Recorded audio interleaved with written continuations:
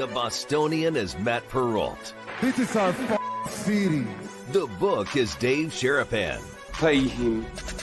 Pay that man his money. Together, they are The Bostonian versus The Book. You covered 12! I covered! Follow the show on Twitter at Boston versus The Book. How do you like them apples? Bringing you the best insight on sports betting news, Matt and Dave's daily picks, and an entertaining and unfiltered dive into the sports betting industry. Here's Dave Sherapan and Matt Perrault. And here we go.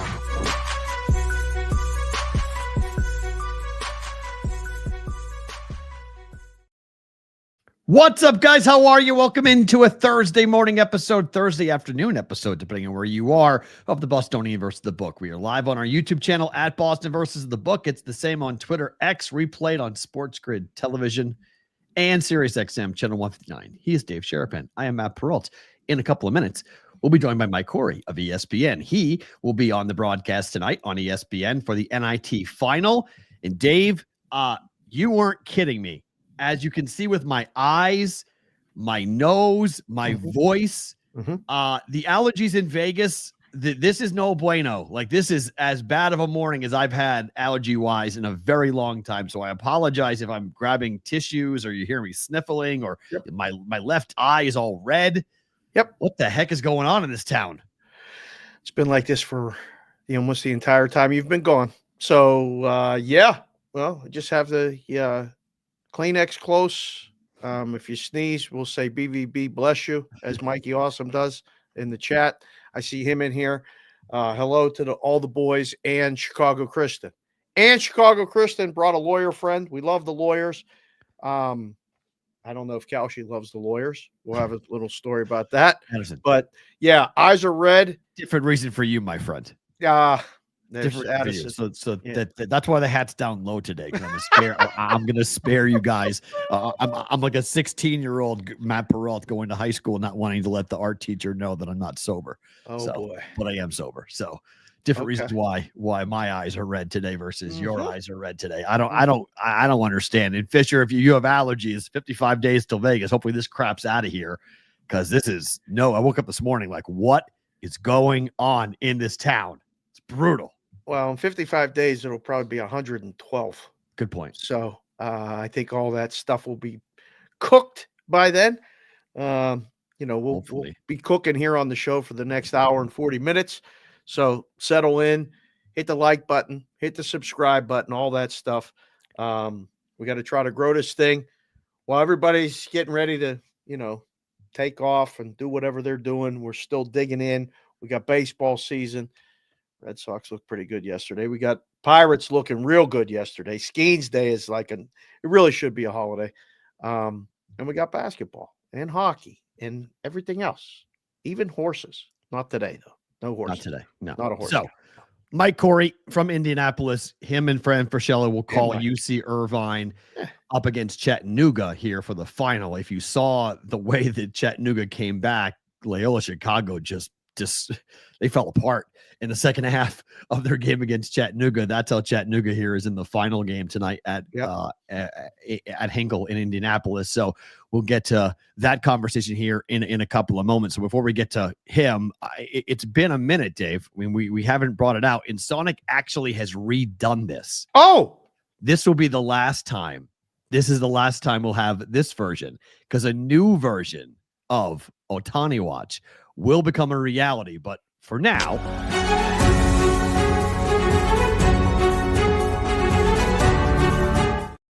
new music, new intro, new everything coming up. But Ohtani Watch, because Ohtani on bobblehead night again walks off the Braves 5-0.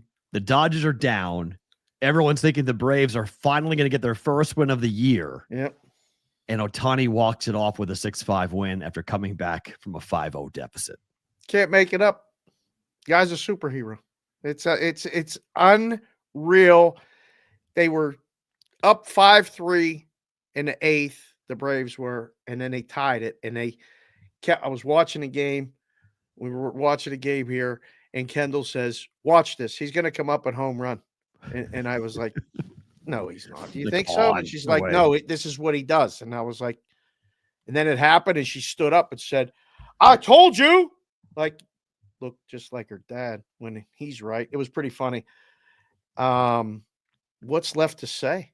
I mean, other than why would you pitch this guy ever? I Wow, don't need him to you would put pitch. him on in a 5-5 game? Well, He's gonna no. steal, I steal mean, second. have him throw a pitch. They're still talking before the game. Oh, They were yeah. talking to Dave Roberts about him doing bullpens. And we He's don't gonna know pitch. when Yeah, he's he's gonna going to pitch. come back and Yeah. pitch. But why? They're 8-0. Yeah. This is ridiculous what they're doing. First defending champ to open up 8-0. They passed the 1933 New York Yankees, who had opened up 7-0 after their 1932 championship. So we're talking about historic times here for this team. And on the other end, not only is it the Dodgers going to 8-0 and becoming the first champ to do that, the Braves fall to 0-7. And in the history of Major League Baseball, no team has ever made the playoffs playing 162 games and opening 0-7. The only caveat to that is they never had this expanded playoffs. Right. So, but I mean, I said it on Sports Grid. I told Wetzel, just cross them off the list. That's it. They're out. Bet the no right now. Really? Well, based on that stat, if you want to bet Oh. trends and different things like that, they get the Marlins this weekend. Hopefully the ship will be righted a little bit. But man, I mean, it was 5-0, and the in-game number was 4.5. Right. And I said, even if you make the bet Dodgers plus 4.5, it was only minus 120. I think at the time I said it. That's a good bet. And there's Whitrock right there. I'm glad you were watching. I did say jump on plus 3.5 or plus 4.5 on Sports Grid. It turns out that was the easiest bet of the night. They are relentless. They are going to do this all the time. It's not just against the Braves. After Kendall went to sleep, and I was looking at numbers, and I was like, man, when is the first series they're playing at home against Colorado? Who? The Dodgers. Why? I might make a minus 500 to open. Yes. 100%. Like open. Yes. Who Without in a the doubt. world is going to try? I mean, look at this division. These records are crazy. Colorado's holding suit. Giants had a really good start. And then, by the way, the Padres are 7-0 in a game back in their division. Yep. Half a game, but yeah. How do you make sense of that? Well, I mean, the Giants at 5-0 would lead every division but the West. Yeah. Like they either be tied or they would lead any division except for the NL West, and they happen to be in the same division as the Padres and the Giants. I think the Padres start is being slept on here a little bit because we've been waiting for this team to have the chemistry. The talent has been unquestioned. But do they have the right mix? You know, when you're making a recipe, you're making a cake, you can have a lot of really good recipes, a lot of really good ingredients. But when you put that thing into the oven, it's got to all come together. And the Padres always are that team that's got high-end talent, deep pitching. They look the part. And then when it comes time to actually baking the cake, it doesn't come out the way you want it to. Maybe Jackson Merrill is the key. Maybe he's the secret ingredient to make everything go, because he signs a 9-year, $135 million extension before the game and then goes deep. It's a home run on the day of. It's fun to see the young guys getting locked up with these contracts now. Yeah. And staying in one place. Yep. Before they, go and get paid, and whatever is going to be. But he stayed, signing extension. Padres are no joke. I mean, they're going to be around them. Don't forget, I mean, they were one game away from beating the Dodgers and probably beating the Mets and going to the World Series, which would have been outstanding for me with those exactas. My gosh, I really thought they were going to do it. I still think they're the team not named the Dodgers that could do it right now. We'll see this weekend when the Dodgers go to Philly. They got a 3-game series in Philadelphia, and we'll see how. I think they miss Wheeler, though. So we'll see how that matchup goes. young guys getting signed. Pretty good signing for your guys. Well, look at so Jackson Merrill gets locked down 9 years, $135 million. He hits a home run. Red Sox locked down Garrett Crochet to a 6-year, $170 million extension. He goes out and throws 8 innings of 8K ball in a 3-0 shutout of one of the better offenses in Major League Baseball, in particularly in the American League. He was unbelievable yesterday. I mean, he's throwing 100 with a 92-mile-per-hour slider. Like, Crochet right now is an ace. I haven't seen a Red Sox ace in a really long time. And that is the definition of an ace start, to get your money and then go out to say, give me the ball. I'm going 8. These guys aren't getting anything today. Guys scored me 1 and we're good. I was going to say, he really looked impressive. Like, as you're watching the game, I'm thinking the same thing. I'm like, oh boy, that's pretty good. That's pretty good. It's the Orioles. Okay, we'll see. We'll see when he pitches at home. That's fine. But that locking him up just makes me want the Pirates to step up and do the same thing with Skeens, so I could go, all right, we got our guy. Let's build this thing around him. You know, they already messed up the bullpen we had on Noah. You know, it wasn't that long ago. We had one day off. It was Tuesday. He mentioned about the bullpen, and the next day they optioned Bednar to the minors, and they have to figure it out. That is Randall, good point. Campbell went deep today. Christian Campbell signed. Oh, he signed as well. Yeah, a 6-year deal. Yeah, this morning. Yeah, and he hit a home run today against it's 5-3 Red Sox thanks to a 2-run shot by Christian Campbell. Yeah. So I'm with you though. It is nice to see that these teams are now saying, look we've got the money. And I also let me play Machiavellian for a second, because I was reading about this, is that there may be some, I don't know what the word is. Not collusion, but the owners. It's going to be a labor dispute. Yeah. So the owners are saying, we're going to owe these guys a lot more money after the next labor deal. So let's go ahead and lock them down right now. Let's pay on today's price, not in 2 years, where we may have an issue with a salary floor or a salary cap. There may be something in the negotiations that we have to give up as owners. So let's play by today's rules. We know we like Crochet. We know we like Jackson Merrill. Give them their money now. Let's lock them in so we know we've got them for 5-6 more years. It's not a bad route to go. You just have to be sure. And as far as being sure, I mean, Merrill was runner-up rookie of the year last year to Skeens. So, I mean, you got a body of work and you make the commitment. Yeah. Crochet, you didn't really get a body of work, but you saw enough to go, okay, so we'll see how that goes. I mean, I don't know what you need else to see more with Skeens. I mean, not only did he do what he did on the field, but, I mean, he did a GQ shoot yesterday with Livy and the dog Rue. And, you know, I see Butchie in the chat. I mean, they named the dog Roux. That must have been a LSU thing, Rue.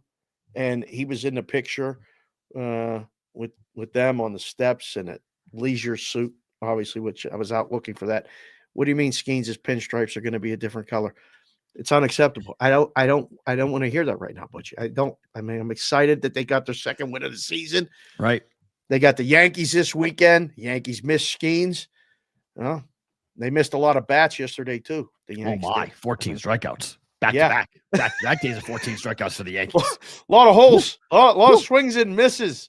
Torpedo bats only work when you make contact. Gotta hit the ball for that torpedo bat to actually do something, or to actually matter. So, all right, let's pause baseball. We'll go back to it, guys. We'll talk hockey, okay? Ovechkin, we got you. We don't have Ovechkin watch, but we'll talk about Ovechkin. They're all in the chat saying, "Why aren't we talking about Ovechkin?" We'll talk about Ovechkin, but we're gonna pause to go to Hinkle. Yeah, the site of Hoosiers. This is my favorite. Is it my favorite? Maybe my favorite basketball movie. Big fan. Gene Hackman just passed away. R.I.P. Yeah. The guy is going to be calling the NIT championship game from Hinkle Fieldhouse. He is my college broadcasting partner, and he's been on BBB before, but he's back. He's the one and only Mike Corey, live from the site of the NIT final. What a on shock. BBB. What's up, Mike? How are you? Good to see you. What's going on? What's going on, man? Dave, how you guys doing? Where are you? Set the scene. Look at this. I'm in Hinkle Fieldhouse, baby. There it is, right here. Home of Butler, and second year in a row for the NIT championship. What's really cool is actually they're going to be back here next year. And then this is where the Final Four is, too. So they're going to be doing the Final Four. Semifinals will be here, and then they're going to be over in the Pacers Arena for the championship on Sunday, national championship on Monday. It's going to be pretty intense. So it's a great venue. You look great. This is very exciting to have you there talking about this game, which you're going to be doing tonight on ESPN. Chattanooga and UC Irvine. I mean, how much prep work are you doing or have you done for this week in this game, Mike? Because these aren't really household names. We saw UC Irvine in person here in Vegas in their conference tournament, but who the hell knows anything about Chattanooga? I know, right? I mean, well, here's the thing. I mean, you guys know a little bit about UC Irvine. I'm telling you, this is school record wins for them. They got 32 wins. They got a really, really good team. I mean, their conference is pretty good this year. I mean, they battled through a lot of great teams to get here, and every one of these teams in the NIT either hit or like survived the last second shot at one point or another to even get to this point. Chattanooga, listen, when you tune this thing in tonight, we got some really cool stories for you. This team's got 28 wins, two really, really good guards, Trey Bonham and Honor Huff. Bonham is 6 foot. Honor Huff is 5'10". He has the most three-pointers made of anybody in entire Division I this year in the single season. He's got 128. And then this other player on the other side for UC Irvine, Miles Che, guard. He used to play for Chattanooga last year. So that's a little bit of a battle going on, right? He's coming back, play his former team. So there's a lot of really cool storylines. Got a big red-headed player, Colin Mulholland, a freshman at 6'10" out of Canada. Call him Big Maple for Chattanooga. So there's some really cool storylines. Show me the board. What you're reading. I know you have. You got to show this off. Show the board. Look at this. Look at this. Like this preparation. That was the last game board. Man, how long does it take to do that, Mike? Yeah, I mean, normally I have it saved and then I could just update it, but it's just got hey, this is all the stats, season stats, last game, a little bit of notes on there.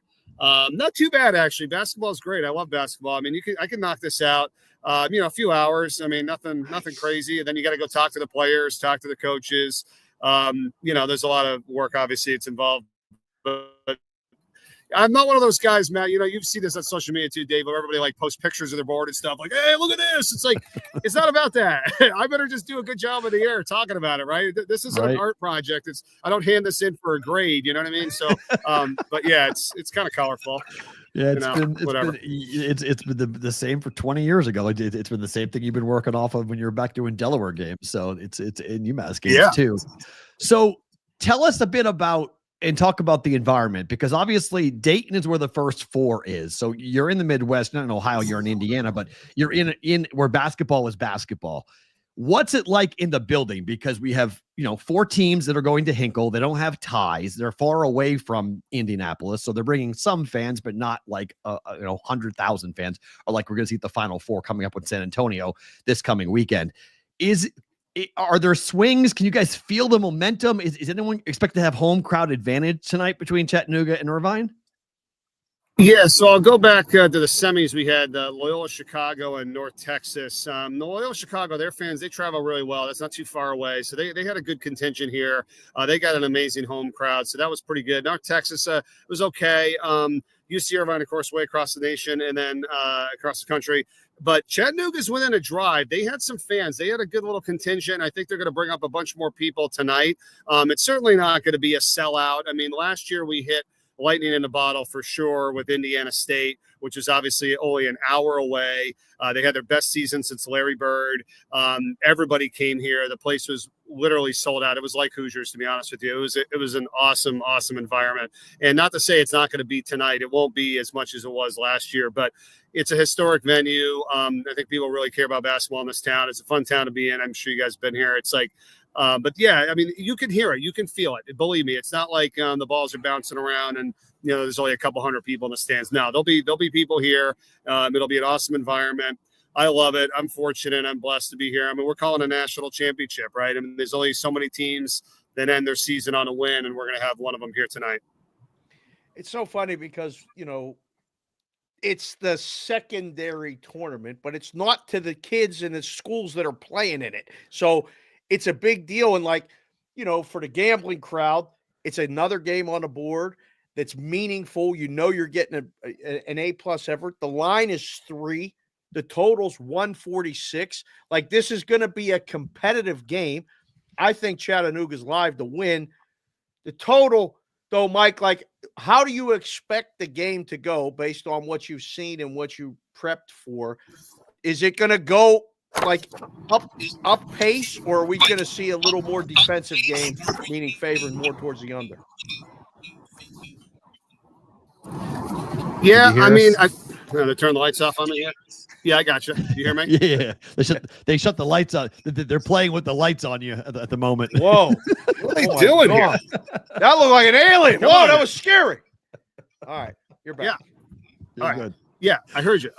No, so Chattanooga averaging almost 80 points a game, almost 76 to Irvine. I'm thinking, there's going to be up and down play in this game. I mean, they like to run. Bonham and Huff, like I said, for Chattanooga, they'll get to the basket. I mean, these guys are really crafty for being 6 foot and under. There's this one big guy for UC Irvine and Bent Loyston out of Germany. He does a really nice job inside, but they'll run the ball too. That total, I don't know. I would say, I think the over sounds like something to me. I think we're going to have some points in this game. Right. Who's the favorite in this? Chattanooga's favorite by Irvine. 3 guys? No, UC Irvine is. Oh, okay. Irvine's so favorite. What you just said, Dave. Look, this is going to go either way, right? I mean, these two teams are really, really good. I've spent a little bit more time with Chattanooga. Irvine actually doesn't really do too many like shoot arounds and stuff like that. Their coach is good, Russell Turner. He's been an NBA guy. He kind of treats it more like NBA. Like, so there's like optional shoot around for some of these guys in here today. Yeah. They're ready though. Believe me, they won 32 games, the most in history. I think both teams are going to go after it. I don't mind that pick though, like you said with Chattanooga. I just think I think it's going to be close. I don't know. I mean, this is one of those toss-up games, to be honest with you. Yeah, I like Irvine, and you mentioned the big for the Anteaters, and he's shot more free throws than anybody else really in the country. This guy's, gets to the line a ton, and he hits his free throws as well. We saw him here, and he was a problem for UC San Diego in the final for the Big West. Is UC San Diego just had more talented guards to kind of push tempo and make that kid go to the bench with foul trouble and get him tired. So I think tonight he had a big game in the second half against North Texas. What I loved about Irvine, Mike, and I watched your call. It's super fun to turn that on and be like, hey, is Mike calling the game? I didn't know you were calling it. I turned it on. I'm like, there's Corey. But they were down big in the first half. They couldn't hit the broadside of a barn, and yet they really flipped the switch in the second half defensively, and North Texas didn't really have an answer for that. Irvine can't do that tonight, right? They can't start and be down 16-4, whatever it was, right? No, they were down 15. You're right. And they came back to tie it up at halftime, 30-30. They were down 15 points, and they turned it on. Now, keep in mind, North Texas has the third best scoring defense in the entire nation, under 60 points a game. The only team better, two of them, but Houston. And, that was going to be a low-scoring game. We knew no matter what. But you're right. If you get down against this team, Chattanooga, who's going to run up and down the floor and score probably more points than like a North Texas, you might be in a little bit of trouble. I don't see him doing that, though. I don't see him going down like that. I mean, I feel like it's going to be kind of close throughout. But, yeah, they did dig themselves a hole. But, yeah, that's credit them for coming back.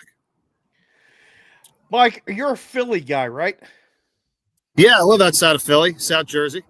Okay. Are you a Philadelphia Phillies guy? Do you like the Phillies baseball? Nothing? No? Well, yeah, if we're all shaking his head, I agree because we're from Boston. I'm a New England guy. I heard you talking about the Red Sox. Go Sox. Finally got a friggin' win last night. Thank you. Really? Yeah. I'm all Boston. But I will be honest with you. Being there, though, Matt, I will cheer for the Phillies. Obviously, if they ever play the Red Sox, no. And I will cheer for the Flyers. They stink. My buddy takes me to a Flyers game every year. I actually like that. I will not cheer for the Eagles. And I don't care about the 76ers. So I'm not but I was cheering for the Eagles this year because I don't want to see Mahomes touch Brady's record. So we don't need any of that crap. Talking about the GOAT, all this junk. Give me a break. So, Yeah, right, Matt? We're on the same page. Yeah, I mean, he's a 1999 graduate of UMass Amherst with me. I mean, like, come on now. Like, what do you think he's gonna go cheer for, like, the Phillies and the Yankees? I was just like, what are you trying doing? to make sure we could get a little baseball talk in. All right, so are you on board with this Red Sox team, Mike? Or Matt's? We named this show Bostonian versus the Book, and the Celtics go and win a championship, and it's nonstop talking about that. And then all of a sudden, the Red Sox sign a young guy. He goes out, throws 8 innings. He's betting to win the division. Everything's turning up roses. Nobody's mentioning the Patriots, though, which is yet. Stop. Yeah. Are you on board with the Red Sox, Mike? That's all I need to know. Yeah. No, I'm on board. Well, listen, the season just started. This is ridiculous, right? We could sit here all day and be like, oh, it's 4 in a row. Yeah, I get it. Like, just calm down. Like, all they're going to do is go on a streak. They'll win 3 or 4 in a row. It'll even out. That pitcher's great. I mean, I'm excited about that. I think the lineup's good. Bergman's cool to have him. Devers. Look, they got a good group. I got some young people. Who did they just sign? I'm sure you guys were talking about it, right? That 8-year Christian deal. Campbell. Campbell. Yep. So, look. Yeah, they're going to be fine. It's early in the season. They're going to compete. It'll be better than last year. I'm definitely on board. But yeah, you can't go up and crazy, especially in baseball. It's early. It's so funny. Like when a pitcher does well and they goes long now, like he went 8 innings. Oh, he went 8 innings. It's like I just looked it up for the hell of it. Do you know how many complete games Cy Young threw back in the day? It was the all-time 749. Okay. And I went through it. They said there is not one active player that has more than 30 complete games in their career. It is sick. Like, look it up someday. It's like, you kidding me? Like, we're like, yeah, complete game. Like, nobody does that anymore. But they're going to be okay. They'll be fine. And those guys used to throw double headers. Like they would pitch both games. Yeah. They wouldn't pitch one. They pitched twice. They pitched twice. So like it wasn't that crazy for that. All right, tell me a bit. That'll be a record you never. I haven't asked you this question off the air, so I apologize for not following up on this. But I know you were working with Brad Davidson, our friend at UMass, on a documentary on the UMass basketball program. I know John Calipari was involved with it, and I know you and Brad put a lot of hours. Where is that documentary right now in the stages of development, and what has it been like to kind of go back through memory lane, looking back on the 95-96 season for UMass? Yeah, it's been awesome. Actually, I have a call with Brad this afternoon because we're working on trying to get the editors right now for the movie. So we filmed pretty much the whole movie. We're trying to get the editors locked down to who we decide is going to put this awesome story together. Because like you said, we've spent, a good 5 years of our life on it, and we're not going to skimp at this point, which is putting the whole thing together. So it's if anybody wants to check it out, the trailer is at our website. It's 283 productions.com. So if you go to 283productions.com, it's just got the trailer, our bios on there, and I'm making the film. Wait, is 28-3 in reference to the Falcons? Is that what you guys call it, 28-3? You got it. You're 100% right. How cool is that? Yeah, that's exactly why it's 28-3. Great name, Mike. Really, you nailed it with that one. That's tremendous. Yeah, they won't be watching this trailer in Atlanta. You've ruled out one city that will just not be a participant in this, but that's a good name. You did good. In this trailer, is there any unseen footage of Mike Corey and Matt Perrault doing anything together? That's we need a sneak preview. Is there anything of that? No, because we weren't broadcasting together yet in 95-96. Is there any footage of me broadcasting? No, I said here, I'll ask you again. Was there any unseen footage that will air in this documentary of you and Matt Perrault back in the mid to late 90s that maybe hanging out at the student union or on a bus trip somewhere? Anything that we could unearth, Mike, on this thing? Yeah, there's been a lot of times that we hung out and did games together, but you're right, man. I don't think we really did anything too much that first year.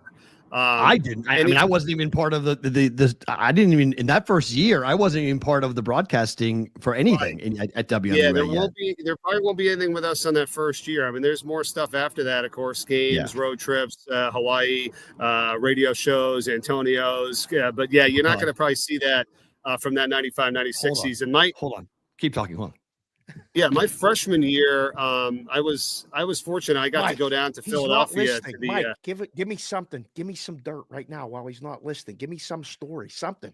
Bury him. Come on, anything. I wish I had some. You got something. Come on. I don't have anything. I'm the one that like messed up a bunch. I'm on the street with a there's no container outside of. There's no digital version of this. But that's awesome. What the hell is that? That is us. That's Hawaii, baby. Waikiki Beach. Honolulu. Yeah. Look at That's that. us and John Place. Wow. Yep. We went there with the UMass women's basketball team. We went 0-3 on that trip, but we had a blast. I definitely remember that.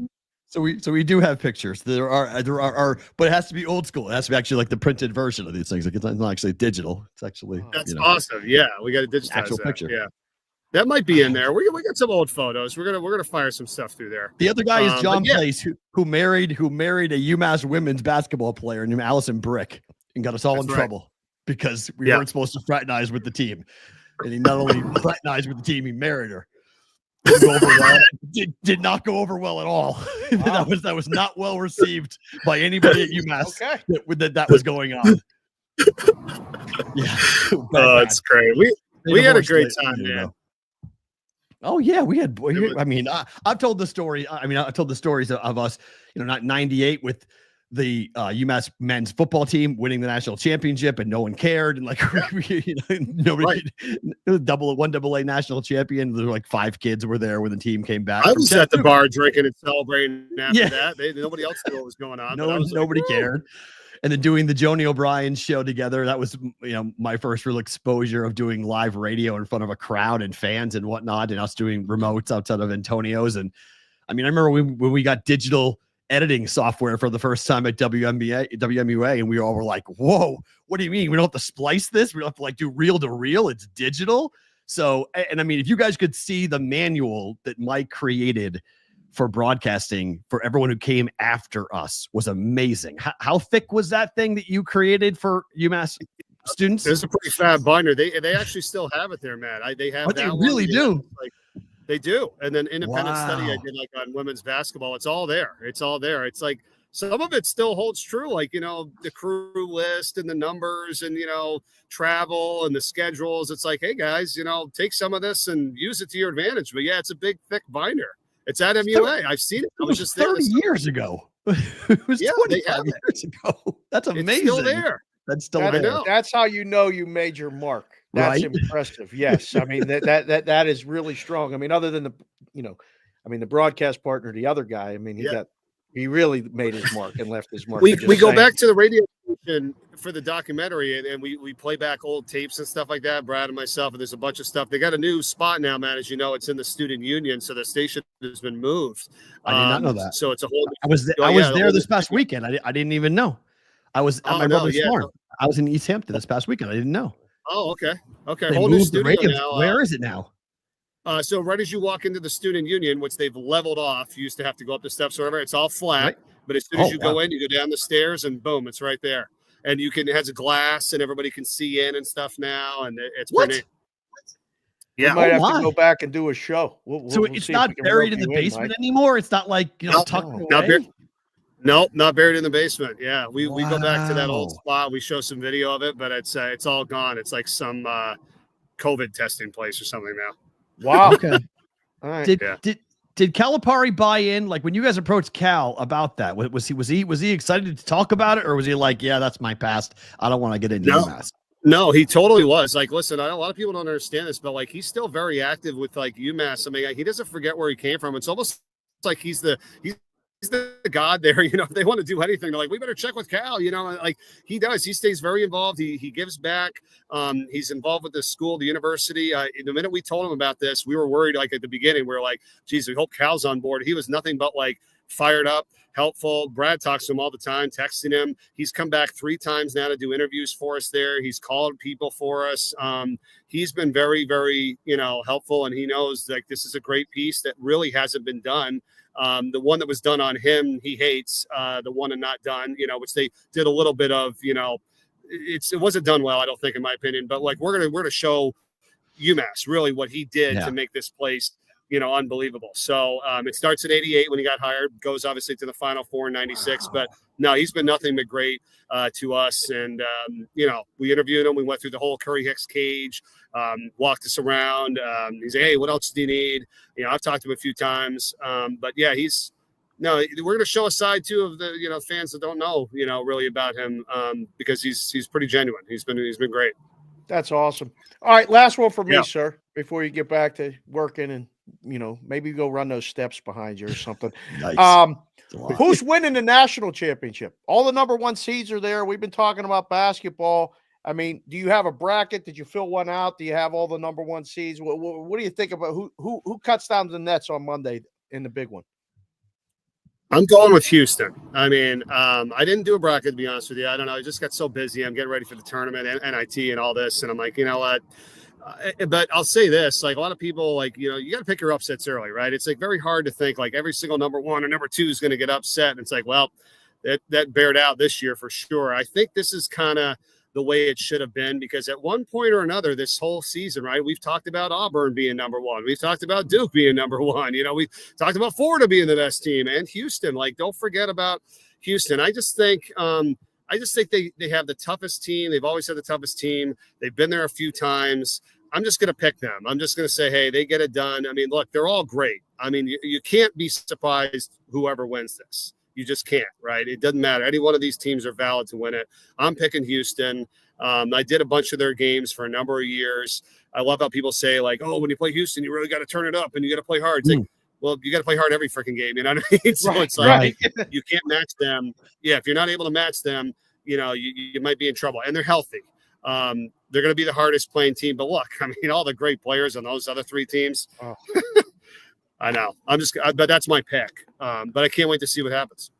Agreed. All right, Mike, before I let you go, you're calling the game alongside Fran Frischella. This has been, I'm sure, a really fun ride for you. Give the folks who might be casual, might be thinking, what am I going to watch tonight? Why should they watch you guys call the NIT championship game tonight on ESPN? Well, first off, Fran is one of the best. I love working with Fran. He does a lot of Big 12 throughout the year. And the reason why he's the best at this is that he celebrates the game and the players. We're about being positive. We're about telling great stories. He knows everybody. And he does it in a very tasteful way. It's not like, oh, look what I know. No, he's like really cool. Ashley Shamady, wait till you see her. She's outstanding. Our sideline reporter, moving up the ranks. And she does a great job. She's done this whole tournament here, the women's WBIT and the NIT. She's going to have, like I said, some great stories on these players. Miles Che from UC Irvine used to play with Chattanooga. Both teams have a combined 60 wins on the season. They both, like you said, Dave, they've wanted to play. Everybody in this tournament has busted their butt. This isn't like, oh, we're in the NIT. A lot of them weren't even going to make it. They knew they weren't going to make it. To be able to come in, and when you think about it, folks, 355 Division I teams. Yeah, right. If you're not in the NCAA with 68, there's 32 here. 100 of the 355, those are damn good teams. So you are not going to be watching crappy basketball tonight. It's going to be a fun game. It's going to be competitive. It's going to be two teams that will try to win their first ever NIT championship. But when you can end your season on a win, that's pretty special. So I'd be on it tonight, 9:00 Eastern on ESPN. Good stuff. Mike, have a great call. Thanks, Thank Mike. you for taking some time to join us today from Hinkle. We'll be watching on ESPN tonight for the NIT championship. You guys are awesome. Thanks a lot. Good seeing you. He is Mike Corey from ESPN joining us here on the Bostonian versus the Book. Good to get him on live from Hinkle Fieldhouse, the site of the NIT championship game that will take place tonight on ESPN. What a shot. I mean, he set the phone up perfect. I love the on-location interviews. Oh, it's tremendous. Yeah. It's tremendous. You get a chance to see. I mean, look, and that's an unbelievable. I mean, if you guys haven't watched Hoosiers, you need to watch Hoosiers, but it's such a cool building. Like, it's just, there's so much history in Hinkle Fieldhouse, right? And it's kind of a house of horrors for the Creighton Blue Jays. It's there, and it's Xavier. I mean, Cintas Center against Xavier and Hinkle against Butler. The Jays have had a really hard time whenever they go play there. Right. It's intimate. You know, it's got a lot of people who are close. The sound, the ceiling is low on it. It's pretty noisy when the crowd gets rolling.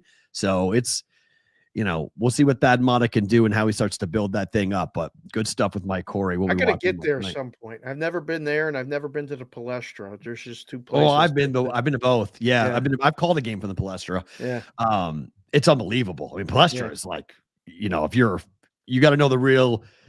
And you do, like, you go with somebody who knows the Big Five history and can teach you and talk to you about what that building represents and what it means from a kid from Philly to play for a Big Five school. Yep. And then to go watch like Temple play Villanova at the Palestra, and you see just the city come out. I mean, Philly and Mike's right outside of Philadelphia in South Jersey, that there's something really special about if you're a college basketball fan and understanding the markets that embrace it.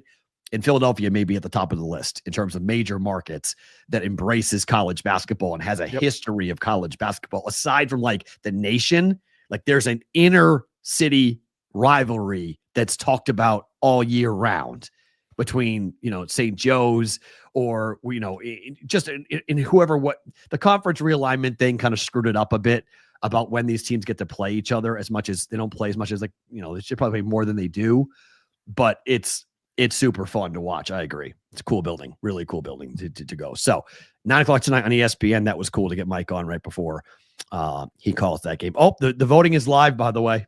Oh boy. Speaking of brackets, you're in the championship. Yeah. Who are you up against now? Some guy named The Beak.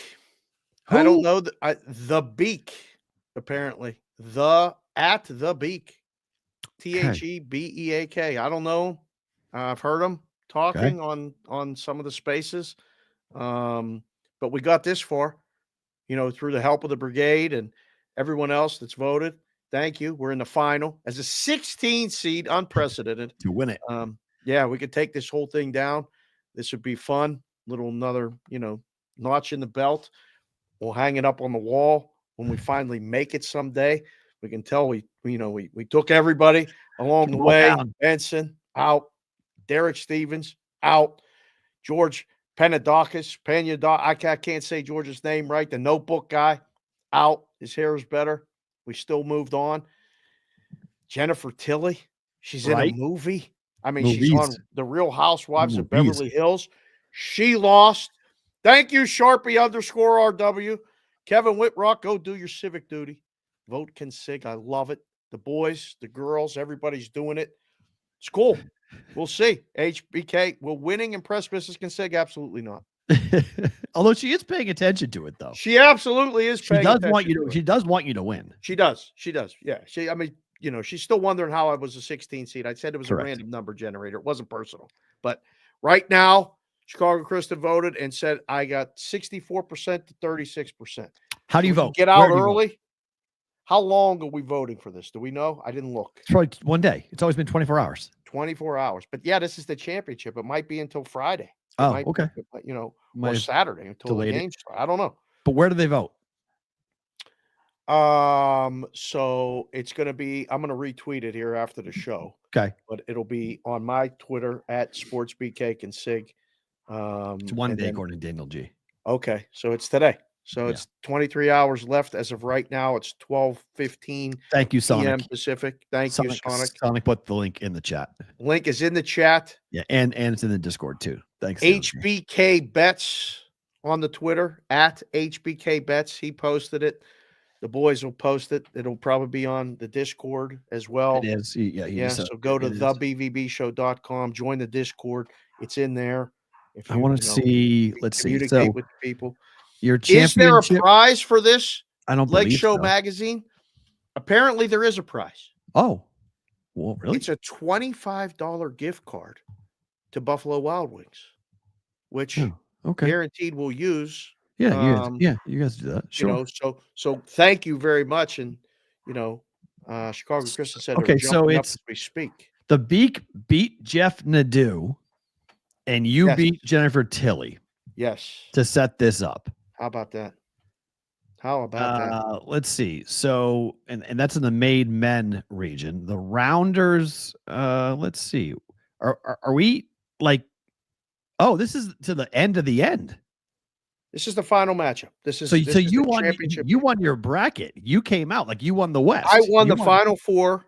I made it to the Final Four, and then in the Final Four matchup, you won. We beat Jennifer Tilly. Okay. So yes. So we've been a lower seed every time, lower number of followers.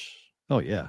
Not with It's the yeah, no, Twitter space. everyone. It's the X Spaces March Madness Championship Final Showdown. The Beak, the 3 seed out of the what? I don't know where he came out of. He was the Hollywood region. Hollywood region of the Beak. Hollywood region, yeah. And you are the 16 seed out of the made men region. Yes. Into the final we go. So 23 hours rolling here with that. Yeah. All right. Sweep the leg, Vic says. Vic Ferrari. Sweep the leg. Yeah, always. Yeah. Always. I was wearing the away jerseys all the way throughout.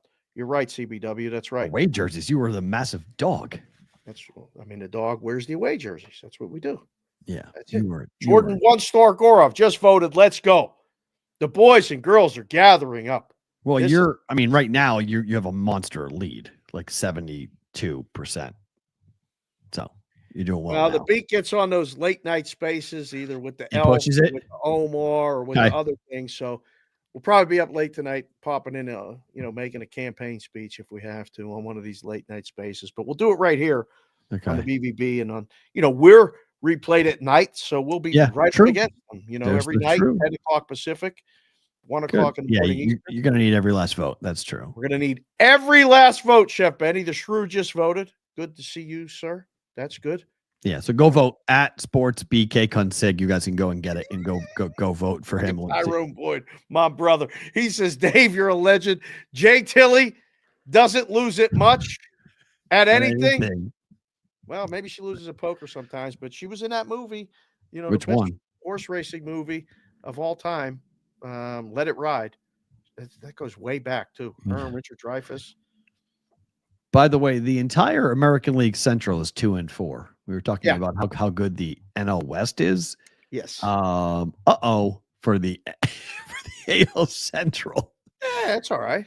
AL Central. Oh my. Amanda Vance just announced that Elf's gonna fight Sean Perry. I don't know what's going on with that whole thing. Elf's gonna fight Sean Perry. I don't know. The whole thing feels like a setup. I have no idea what the boys are doing. I have no idea. If it happens, I might shoot over there and watch it. I'll watch that entirely. Yeah. But right. So Elf admitted on a Spaces a couple of weeks ago that he's now training, that he's hired a boxing trainer and he's now out there training. But the problem is we're going for a month. We're going to train for a month. I mean, you can pick up the basics in a month. You can't do a dramatic difference in your cardio. I mean, you can improve yourself, obviously, but I'll be curious what the rules are going to be. Again, 16-ounce gloves, headgear, no headgear, 3 rounds, 2-minute rounds, 3-minute rounds. I don't know. I think there's a huge, I mean, to me, I said this to you, and I said it on the show, I'll say it again. I think that this is a really untapped marketplace for Twitter and Twitter people to literally get people to throw gloves on and go and videotape it and put it on live and go actually, people like violence. And you take the mythical, the theoretical, the verbal, and you make it into actual. And you go and see if people are going to talk the same junk to each other face to face. You settle it like men. And then afterwards you shake hands and you move on. So why all the fighting, CBW? Because these people have nothing better to do than to verbally argue at midnight online. So a lot of people just want to see both guys get knocked out. I mean, frankly, it's what it is. They want to see both guys get cracked. So they pay attention. And Elf Spaces have really taken off. He's getting, 15 to 20,000 people to watch and listen to it. And it's the Springer show, but it's the worst part of the Springer show. It's just yelling and screaming and, people are getting all different things going on. So I don't know.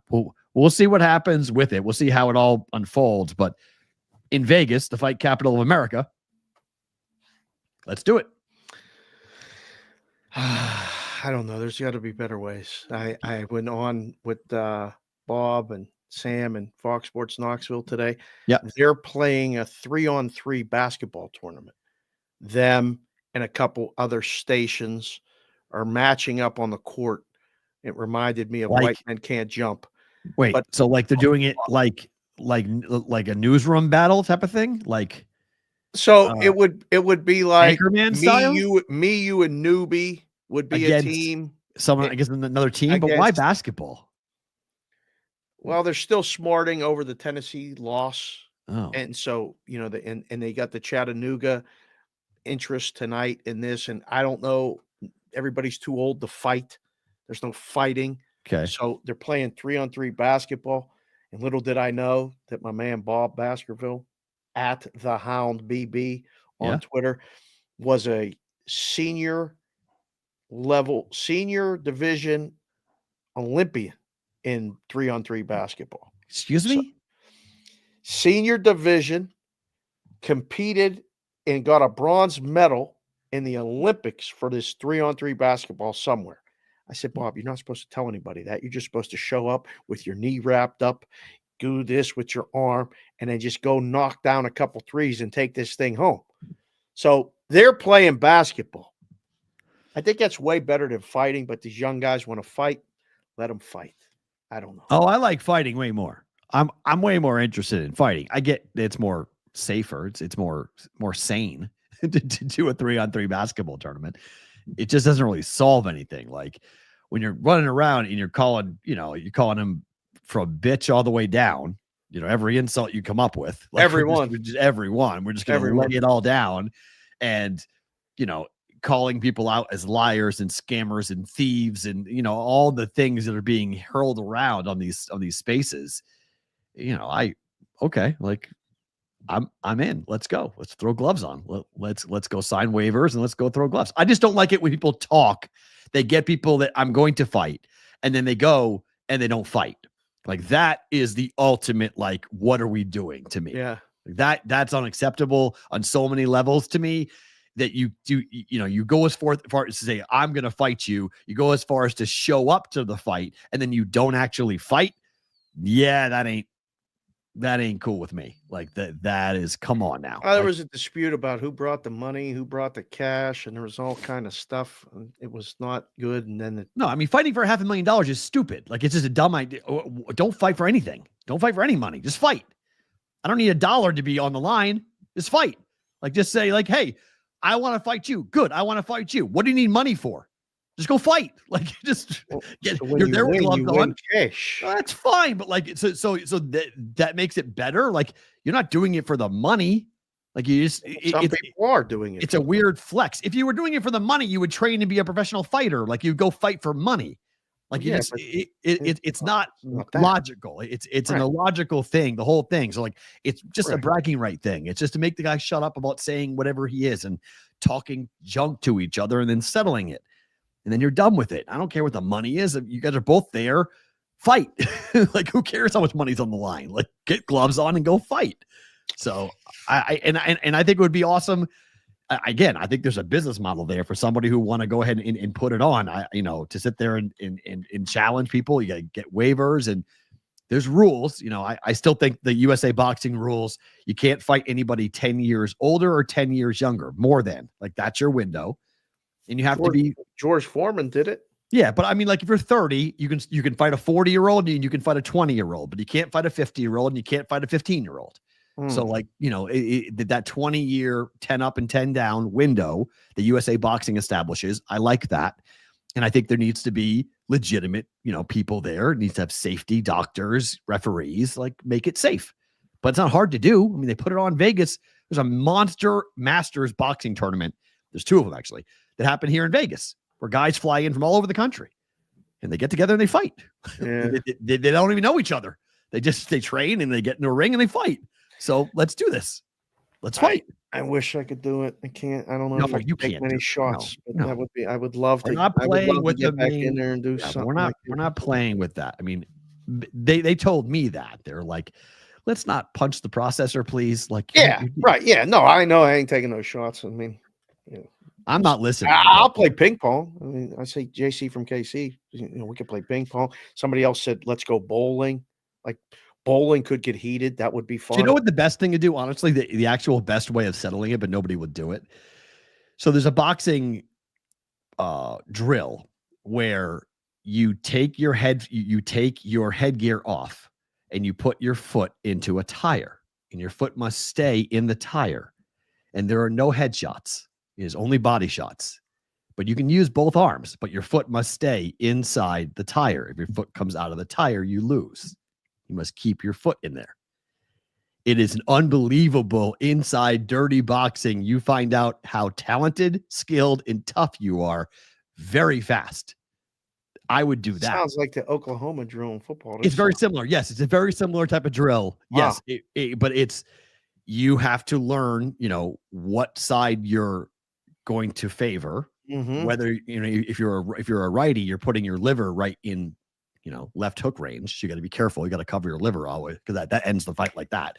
You take a liver shot or a kidney shot. So, but that's how I would do it, because then you don't get concussions. No one's going to get any face damage. No one's going to break a nose. No one's going to have any problems, seeing. No. It's all just internal bleeding. It's which is way better. Yeah. Well, I mean, I don't know how. I don't see. No, I mean, it's hard to make somebody bleed internally. You got to know what you're doing. Right. You got to really hit them. You got to hit them hard. I just think that's a great way of solving any concern about damage to the brain, or not concussions or whatever, broken jaws, broken noses. You just get a tire, put it in there, and let's see who can box, and let's see who's willing to take a punch. I'd love it. Sign me up. Sign me up. Anybody wants it? Sign me up. I'm in. Let's go. It kills. It doesn't hurt. It kills. Yeah. It's you got to know what you're doing. I mean, you got to know what you're doing. We've talked about this, JC and KC. If we did a BVB Olympics, what would we do for events of a BVB Olympics? I don't know. I mean, we've had some road shows, and if you guys are ever interested in us bringing a show on the road, let us know. Ask the BVB@gmail.com. You can reach us via email, or just go to the Discord. TheBVBshow.com is the website. That'll get you in the Discord and get in touch with us, because we'll do it. And we might bring, that's BVB Olympics would be fun. Boy, I don't know. What 5 bar games type game things? Couldn't set up an obstacle course. Oh, I did the tire drill. Now I wonder why I never had kids. Chicago, Chris, that's a different level. Can't say it. Oh, you did Taekwondo for punch point training. Okay, yeah, nice. Oh, that's good. Yeah. Olympics would be bowling, golf, ping pong. I think shuffleboard. Which type of shuffleboard? I would prefer the real old school one where you're standing up and pushing the pucks myself. Not the bar version. Okay. No. Yeah, too many. See, I would take it a bit farther. Like I would do it like Golden Tee. Like forget golf. I would do a Golden Tee tournament. And forget hockey. I would do a bubble hockey tournament. And then we could do shuffleboard, but I would do the bar version of shuffleboard. And then I would probably do Top Golf maybe, or something along those lines, where it's kind of quasi physical, but not really physical. On the like that. Miniature golf course. Miniature golf could be there. I like darts and do it with darts. And then those are your five events. See, look, there's brother Dan, always one up in me. I'm good to see you, brother Dan. Happy belated birthday too. I was the summer rec shuffleboard champion, even got a trophy. Listen, we played some mean shuffleboard up there at Wilson Park in Green. Did you? Oh, it was can we make this happen? I don't know. I mean, maybe. Maybe the fall. Getaway weekend in Detroit. Or maybe the sign up weekend. The 313 and just set this up. Oh, in Detroit. Yeah. Michigan. Or Milwaukee. Go do like a, our own version. Guy today. The brat eating contest. I can't win no eating contest with some of the people in this brigade. We got no shot. No way. The eating and the drinking. I'll watch on the sideline. I seen some stuff in Nashville. We got no shot. Got no shot. We got people that are pros in both the eating and the drinking categories. No way. I would agree. All right, to hockey. You guys were asking when we talk hockey. Ovechkin is close. 892 goals. He needs 3 with 7 games to go to set the record for the most regular season goals scored in the history of the NHL. both Wayne Gretzky and the commissioner are now going to be at every game for the Capitals from here on out. He's going to do it. When does he do it? Well, I mean, they're feeding him the puck in a big way. Like they're trying to get, I mean, they're getting blown out and they're giving him the puck. Like they're trying to make this happen. Well, I mean, he's playing on a power play, always is. So, you know, when he's the trigger guy. Capitals play the Blackhawks tomorrow in Washington. The last game they played got a little out of hand. Carolina took it to them, and then they just decided to fight everybody. And they scored. It was almost he scored. Yeah, I mean, he scored the one goal. Yeah, he scored. That's all that matters. Ovechkin has led the team in scoring the last three games. He scored 3 goals in 3 games. Right. Buffalo, Boston, Carolina. Now it's Chicago, then at the Islanders on Saturday, home for Carolina, and at Columbus. Those are your next 4 games for Ovechkin and the Capitals. I mean, it's rough here for Chicago. What if he got a hat trick against the Blackhawks at home?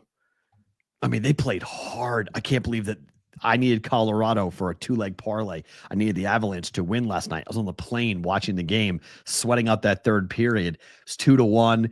Avs scored, and then they win it. They won it in a shootout. Like, I was impressed. Like the kids for the Blackhawks are skating hard. Like they're getting. Cam was telling me they got a new goalie, and he's not bad. Wedgwood was awesome last night for the Capitals. I mean, for the Avalanche last night. He was unbelievable last night. I was like, that was old school, like Dallas Stars Wedgwood. He was really good. That's good news for the Avs going into the postseason. So you hockey puck people in the chat are putting, they do have a goalie, Chicago Christian. You're right. Put when Ovi's going to get it, because I see Chicago Christian said home against Carolina. Ross Randall said home against Carolina is my pick. I saw Brother Dan say the last game of the year against the Penguins. That could be, but he might. Year? Wow. He may get it before then. I still think the second to last game against the Islanders is on the table. He plays Columbus though, and back-to-back Saturday, Sunday next weekend.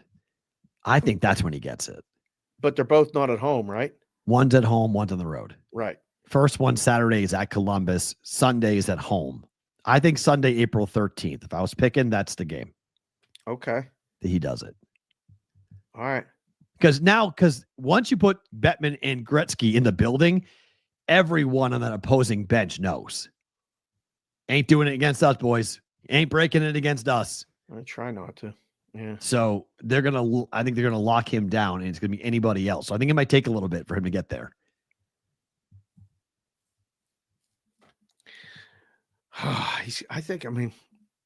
Addison, one of the wrenches, has been saying to bet him to score a goal and even score third period goals. Yep, that's happening a lot. It keeps happening. Yep. So it'll be good to see him get the recognition. Like, sure. To make Gretzky go to the games and stuff now, that's good. Like, put some spotlight on this while the spotlight is there to be had for hockey. I love it. I think it's cool. 3. Oh, it's Daniel. 3 in a row? 3 in a row. Yep. He's scored in 3 straight games. Wow. Yeah, he's hot right now. Okay. 3 more breaks at 2 to tie. 894, 895. He's close. He's getting there. I think I'd say now it's going to happen this season. That was a pick 'em. Oh, there's no debate. It's happening. Was 3 games ago was a pick 'em. Yeah. Yeah. I didn't look. Breaking it. It's just a matter of when. You guys have it. See, if they have it, broken down by which game, and then the no is, I'm just curious what that price is now, because the yes, whether he does it or not, has got to be a big favorite. I agree. You're going to see some opposing defense. Yeah, teams are going to, this is kind of like the home run record when you started to see, okay, I'm not going to be part of the trivia question. T. Boyd is in DC. Do you think they got to be dominating the talk at home there, right? Yeah. I would think so. They're going to get the President's Cup trophy, looks like. Number 1 seed. So they have 105 points. They are second to the Jets, who have 106. Okay. So the Jets would have it at the moment, but we're not done, obviously. Right. Okay. Does he do it on an empty net? That would be a bummer if he did. He's got to do it while he's in his office on a power play. I don't think he really cares, but it would be kind of, a little bit anticlimactic. He breaks the record with an open net, but a goal is a goal, so it doesn't really matter. He doesn't care. He just wants 895. Our resident goalie, Yorkie Morris, in the chat said Ovi's going to get this in 2 games. So it means he's scoring against Chicago a minimum of 1, maybe 2. Yep. And then the weekend. How about that? Can't say he's totally wrong about that. The Rockets last night got their 50th win. 2 years ago, the Rockets had 22 wins. H-Town! 50 wins. They clinched the playoff bid last night. Are they they're in the conversation? 2 seed in the West. Are they in the conversation? Because it doesn't feel like that they're in the conversation. They're going to be a dog in the first round. As a 2 seed. They're going to be a dog. Yep. Depending on they play the Lakers or the Clippers, the way it's looking like it could work out. Yeah. It'll be a dog. I can't. Everyone's saying the kids aren't ready. We're going to find out. They got a good coach. They got an absolute good coach. I mean, odds-wise, when you look at the odds board for the West, yeah, they're the 6th choice to win the West. They're the 2 seed. They got 50 wins. Nobody's taking them serious. No one. Yeah. See, even Yorkie says that. Right. Yeah. It's unreal. Yeah. It's hard to argue. We gave you the shout out. Spaces March Madness poll was up. Go vote to Consig. The boys and girls are doing it. They're telling everybody about it. It's been posted in Discord. Thank you for putting me in the contest. I can't wait to, take this thing down and see it home. 39 goals in 2025 so far, and 8 are empty nets. Yeah. It doesn't bother me. Well, goal's a goal. Still got to shoot it in the net. Goal's a goal. Like, open net's open net. If they want to leave the net open, goal's a goal. Like, there's no experience at all, Yorkie, but sometimes that actually benefits you when you don't know any better. You just go hoop. It's tough in the NBA. I feel like there's levels. Correct. But in the first round, it's not always like that. I mean, I agree with you. You're going to learn how to win in the playoffs. I completely agree with that. But I just don't know if that's going to be that big of an impact to a team that's got a coach who's been there a lot. I mean, Udoka's a good coach. He knows what he's doing. So, I'll be curious. Whoever plays them is going to have a tough series. Yeah, right? It's not going to be a walk in the park. I mean, and whether odds makers make them the favorite or not will have no bearing on them. But, they are going to be a problem. They are going to have home court in the first round, whatever that's worth. Well, I mean, it's a pretty passionate basketball city. I mean, that'll be a tough place to play. Rockets fans will be there in force. Oh, man. I mean, it's a franchise that's won titles before. Depending on who they play, I'd love to see them win. But it's still so jumbled up right now. They have no clue where they're going to play. Right. The NBA season ends a week from Sunday. I believe there's 5 to 6 to 7 games left, depending on which team you're looking at. So Ozzie Guillen went on WCSR in Chicago and was asked about the torpedo bats. Yep. And he flat out said they don't work. He said, this is a bunch of crap, all of this. Bunch of crap. He said he used them in 1986. They don't work. Wow. He believes what you believe. What? It's not the bat. It's the ball. He said the ball? Well, no, he just said, he goes, you can look for other reasons as to why the ball is doing, why the score and why the guys are doing what they're doing, but it's not because of the bat. Wow. He said, take the bat out of the equation. If you're looking for answers as to why these things are happening, why we're seeing the Yankees hit so many home runs and all those questions, he basically said, take the bat out of it. They don't work. I don't think you can make that wide-ranging statement because it works for somebody. Well, look, sports is all about, is half mental, right? So if I pick up a bat and I think I've got an advantage, whether I have one or not, right? I might have one just because I mentally think I do. Yeah. And that lets me perform better. I mean, Stanton's got to answer the questions from the New York media right now because he has tennis elbow in both of his elbows. And he used the bat last year. So they're asking, did you hurt yourself using this bat? Is this bat causing health problems? in all fairness, and Giancarlo's a physical specimen, but he's been hurt before, probably A lot. crossing the street. So whether it's swinging a torpedo bat or not, Yeah. you still got to hit it. I mean, you still got to hit the ball. So I don't know, the social media stuff that I've seen, like talking about, travel ball coaches are going, I'm going to have to get my kid, or the kids on the team are all going to have these travel ball or torpedo bats, and they're going to hit 174 and strike out 16 times on a weekend. Like, you still got to use it, and you still got to hit it. This comes from the co-founder of a bat company. Which bat company? Of Chandler Bats. Okay. He's calling it's torpedo mania. I've gotten more messages about the torpedo bat, and I've been doing this for over 20 years now, than I have on anything else we have ever done in the history of this company. Yeah. I cannot imagine. I mean, I haven't seen it discussed yet, but there's going to be torpedo softball bats. Oh, absolutely. Like, they're going to have these things on the fields here in Vegas. As soon as somebody can get one, then they'll all have one. 100%. I mean, a couple of years ago, the Ghost bat was the bat that everybody had to have. These kids were paying, their parents were paying $400. And then moms would ask me on the side, should I get my daughter this bat? No, she can't hit that inside pitch, and ain't going to help anyway. You just got to tell them the truth. Like, and then like Brother Dan's in the chat, Brother Dan could hit with a toothpick. Yeah. Brother Dan was the kid that rolled out of bed and could hit a ball no matter what. So, I mean, Puck was so pissed when Volpe's homer made it over the wall last night. You could tell he was like, WTF. That's the thing with the pitchers. Like, is this going to change the way they got to pitch to batters now? Well, what I feel, to that point, to your brother's point, when we were in the middle of the steroid era, we heard that from pitchers all the time. Like, they would say, I made the pitch. I put it where I wanted to put it. Uh-oh. I got it on the label. And I turned around and the ball is still going. Yeah. I've been doing this my whole life. I've thrown this pitch to this person with this bat. That's not a home run. You don't hit a home run with that pitch. Something's wrong. This is not adding up. This is not logical as to why that ball keeps on flying.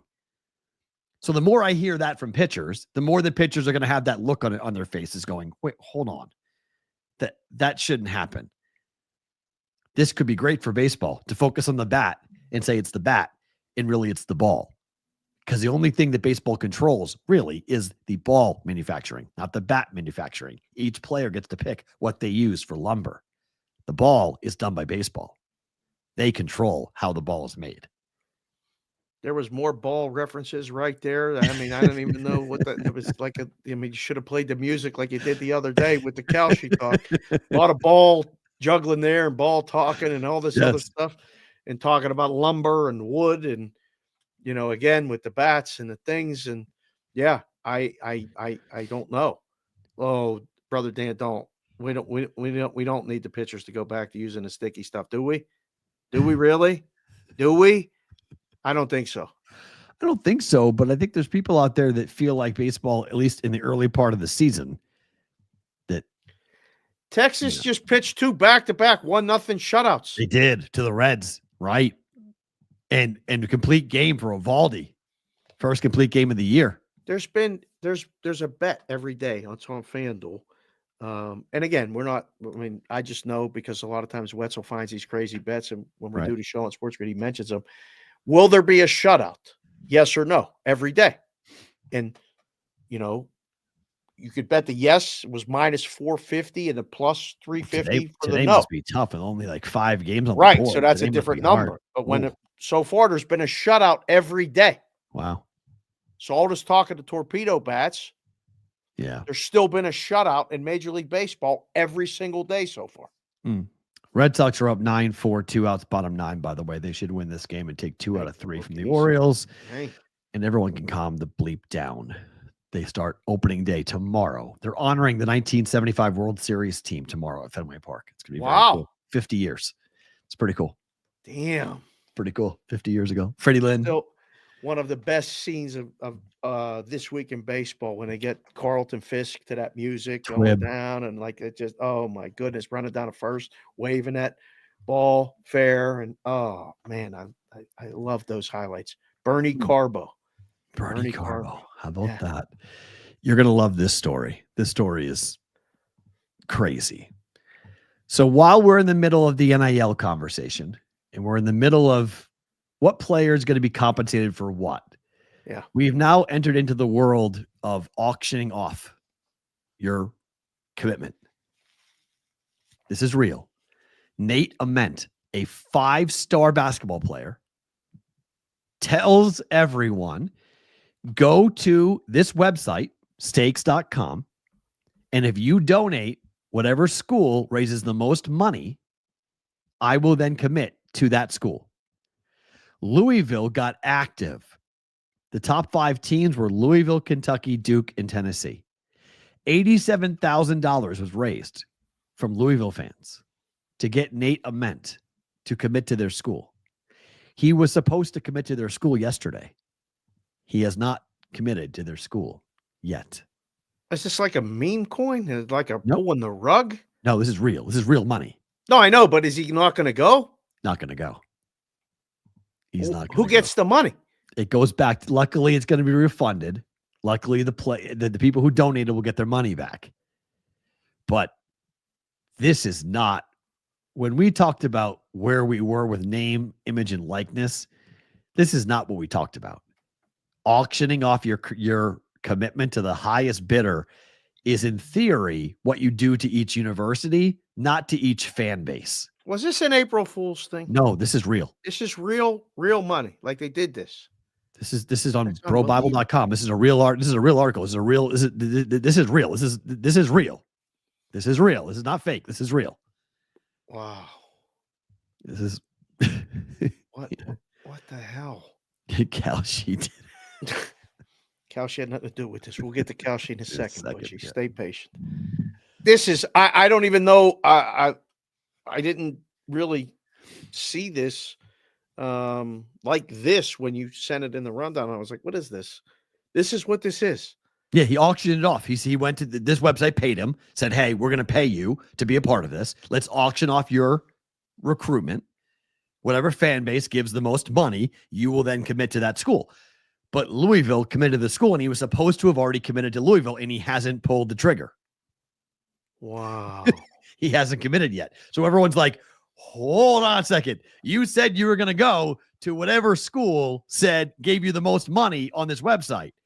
And $87,000 is $87,000. This is not like a little amount of money that these. I'd take it. 87. And then he said, I'm not going. Then he said, I'm not going. Now the money goes back, right? So people didn't lose any money because of this, right? But you have this is not what we envisioned with name, image, and likeness. Like we didn't envision going to the highest bidder, even though, yes, it is about the biggest bag. I'll give you that. Each school giving you, or NIL or collective giving you the biggest bag, not the fans, not a fan base raising money like a crowd, like a GoFundMe. And then you turn around and you're like, yeah, no, thanks. I don't want to go to Louisville. Louisville stinks. Like, wait a second. Yeah, I put this up. Like, how could Louisville beat Kentucky? Like, what the hell? Because their fans are more desperate. I know, but I'm just saying, like he probably did that thinking, oh, we'll grab a bag on the way to Kentucky, or we'll grab a bag on the way to, like, who knows? I don't know. This is not. This is ugly. I don't like any of this. I feel dirty just listening. Yeah, it's horrible. This is not what we thought when we all were going through this. This is not the type of stuff that we thought that was going to be put into place. And they beat Kentucky, which is their rival. That's why it got driven up. He was supposed to have announced at the McDonald's All-American game on Tuesday where he was going. 2 days ago. 2 days ago. Not yesterday, 2 days ago. Yeah. He didn't do it. He didn't announce where he was going. So it's like, a tweet from a Louisville blogger said Louisville basketball will have to wait what target Nate Ament says during his immediate availability at the McDonald's All-American game that it's now been pushed back for his commitment, which originally planning on announcing during the game at Barclays Center. I hate this time of year, and I hate this even more. I don't know what this But is. this is not. This is dirty. Not Like this real. is not. This is He's a 6'9" wing from Virginia. He's listed as the number 4 player on ESPN's top 100 for the class. He dropped down his list to Arkansas, Duke, Kentucky, Tennessee, and Louisville. So Louisville was a finalist, but Arkansas's got deep pockets. So Duke Roger Long in the chat said he's probably expected $500,000 or $1 million. Do you think he didn't get no money or not enough? Fair. So now he's like, oh well, that was a bad idea. Right. It didn't generate what I thought that was going to generate. Where's the grown-ups in all this? Like, somebody got to stop all this. Like, I'm all for the kids getting what they're supposed to be getting, but like, this is not what it was all meant to be. That's true. Number 4 player is getting way more than 87,000. But who is to say that the team can't get it? This is just what Stake is doing. I mean, this is not like he could get that and get the NIL money. This is not the only money he's going to get. He's going to get NIL money. Stake.com. That's the social. Oh, it's not the social casino. Okay. No. Stakes.com. Okay. Social casino talk has slowed down. Stakes. Okay.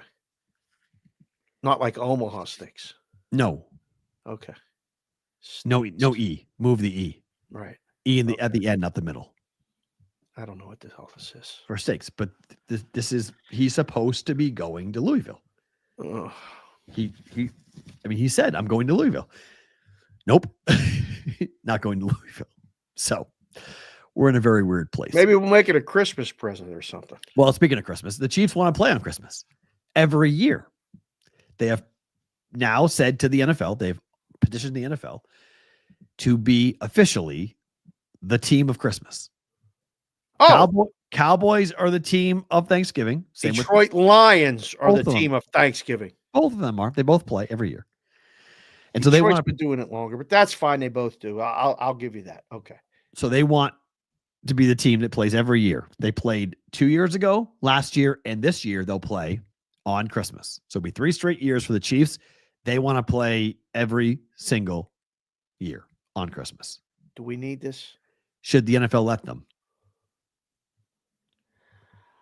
Oh, I mean, Patrick's going to be there a while. Oh, yeah. No, a decade. Sure. Yeah. 10 years. I think I actually think it's a good idea. I think it's even though I don't like watching the Chiefs play, I do think if one team wants to have that short week and they want to have it baked into their schedule, it's easier for a team to prepare every year knowing that they're playing that game on Christmas. So they have the routine down, like Dallas and Detroit. Every team plays on Thursday nights. Correct, but it's different on Christmas. You got kids, this. It's different on Christmas. Christmas is tough. You gotta be able to juggle it, to know who needs to do what when. Get the kids ready to go. And hey, every year, you know how it goes. Daddy's playing football on Christmas, so we got to make sure that we're ready to go. Not to mention all the concessions and the parking, and everybody has to know. It messes you up. So it becomes part of your culture. Then we play on Christmas. We play. So I'm okay with this. I'm okay with somebody saying this is our day. We play football on Christmas. Look, people at Arrowhead, they're not going to play at home every year. I don't think. That's the one hook. They want to be at home every year on Christmas. Yeah, Detroit plays the Lions play at home weather every Thanksgiving. Pretty crappy weather on the. So what? It's outside. Arrowhead. It's all right. Oh boy, that can be really. Dallas plays outside on Thanksgiving. Dallas plays in a dome. Dallas plays in a dome. I mean, it's a dome. On let game against the Dolphins. That was the old stadium. The old stadium. New stadium's a dome. No new stadium. You're not playing outside in Dallas on Thanksgiving. It's a dome. It's open. You can close it. You can close it. It's a dome. It's indoors. It has the ability to open up, yes, but they can close it. Texas Stadium. Are they getting a dome in Kansas City? Are they talking about this? Yes, they've been talking a lot about. They're going to be indoors? Well, there's a lot of fight about which state are they going to build it. This is like the Patriots when they were threatening them to move to Connecticut for a long time. It's the same conversation. Like they're threatening Missouri. They're going to move to Kansas. Like they're threatening the state of Missouri, saying we're going to take this and we're going to move. We're going to build real? For real. Yes. This has been a couple of years now. The Hunt family has been fighting with the Missouri politicians to get public funding. They don't like where they are. The Royals don't either, for that matter. The Royals want to build a new version of Kauffman too. They want to get away from each other. Yeah, see, it's a mess.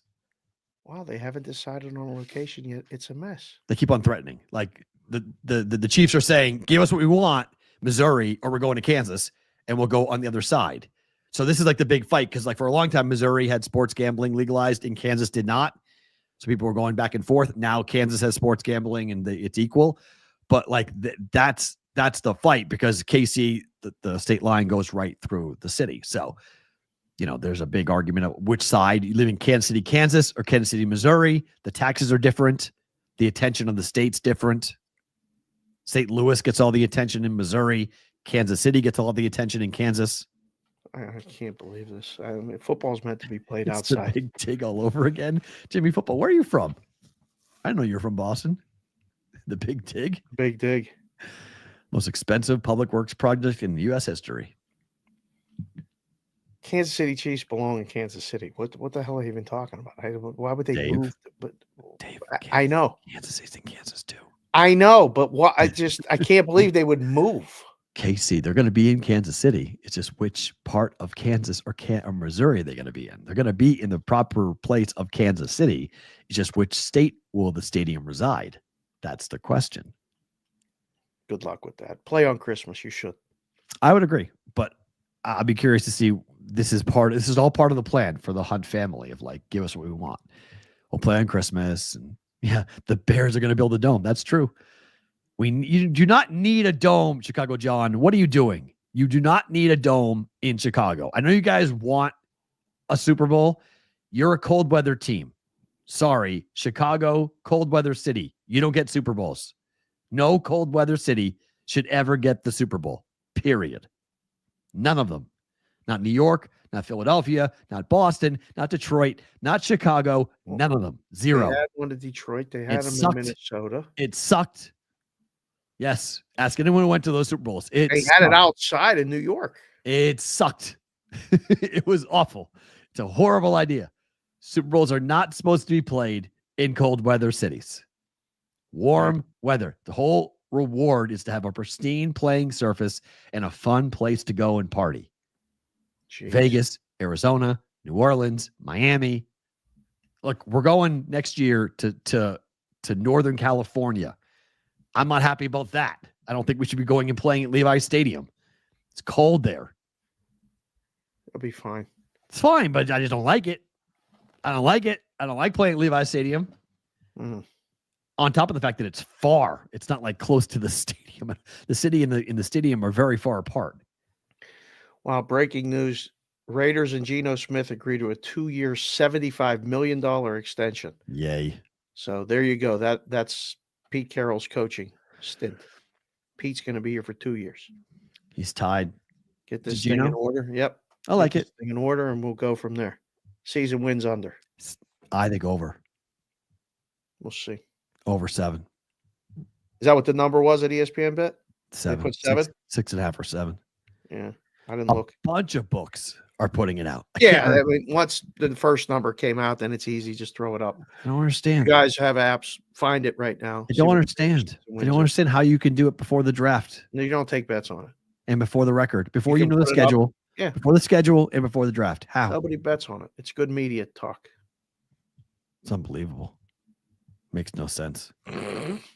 9-9? How do you do that? They play 17 games. 17 games, Yorkie. 9-8, Yorkie? You mean 9-8? Yeah. Take a puck to the head last night, York. What are you doing? Sign me up. 9-8? Sign me up. I agree on that.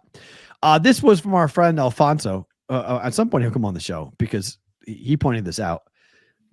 Kalshi's top lawyer decided yesterday to quit to go become the leader of the Doge team at the SEC. Interesting timing in the middle of all of this. As every state continues to send a cease and desist letter to Kalshi.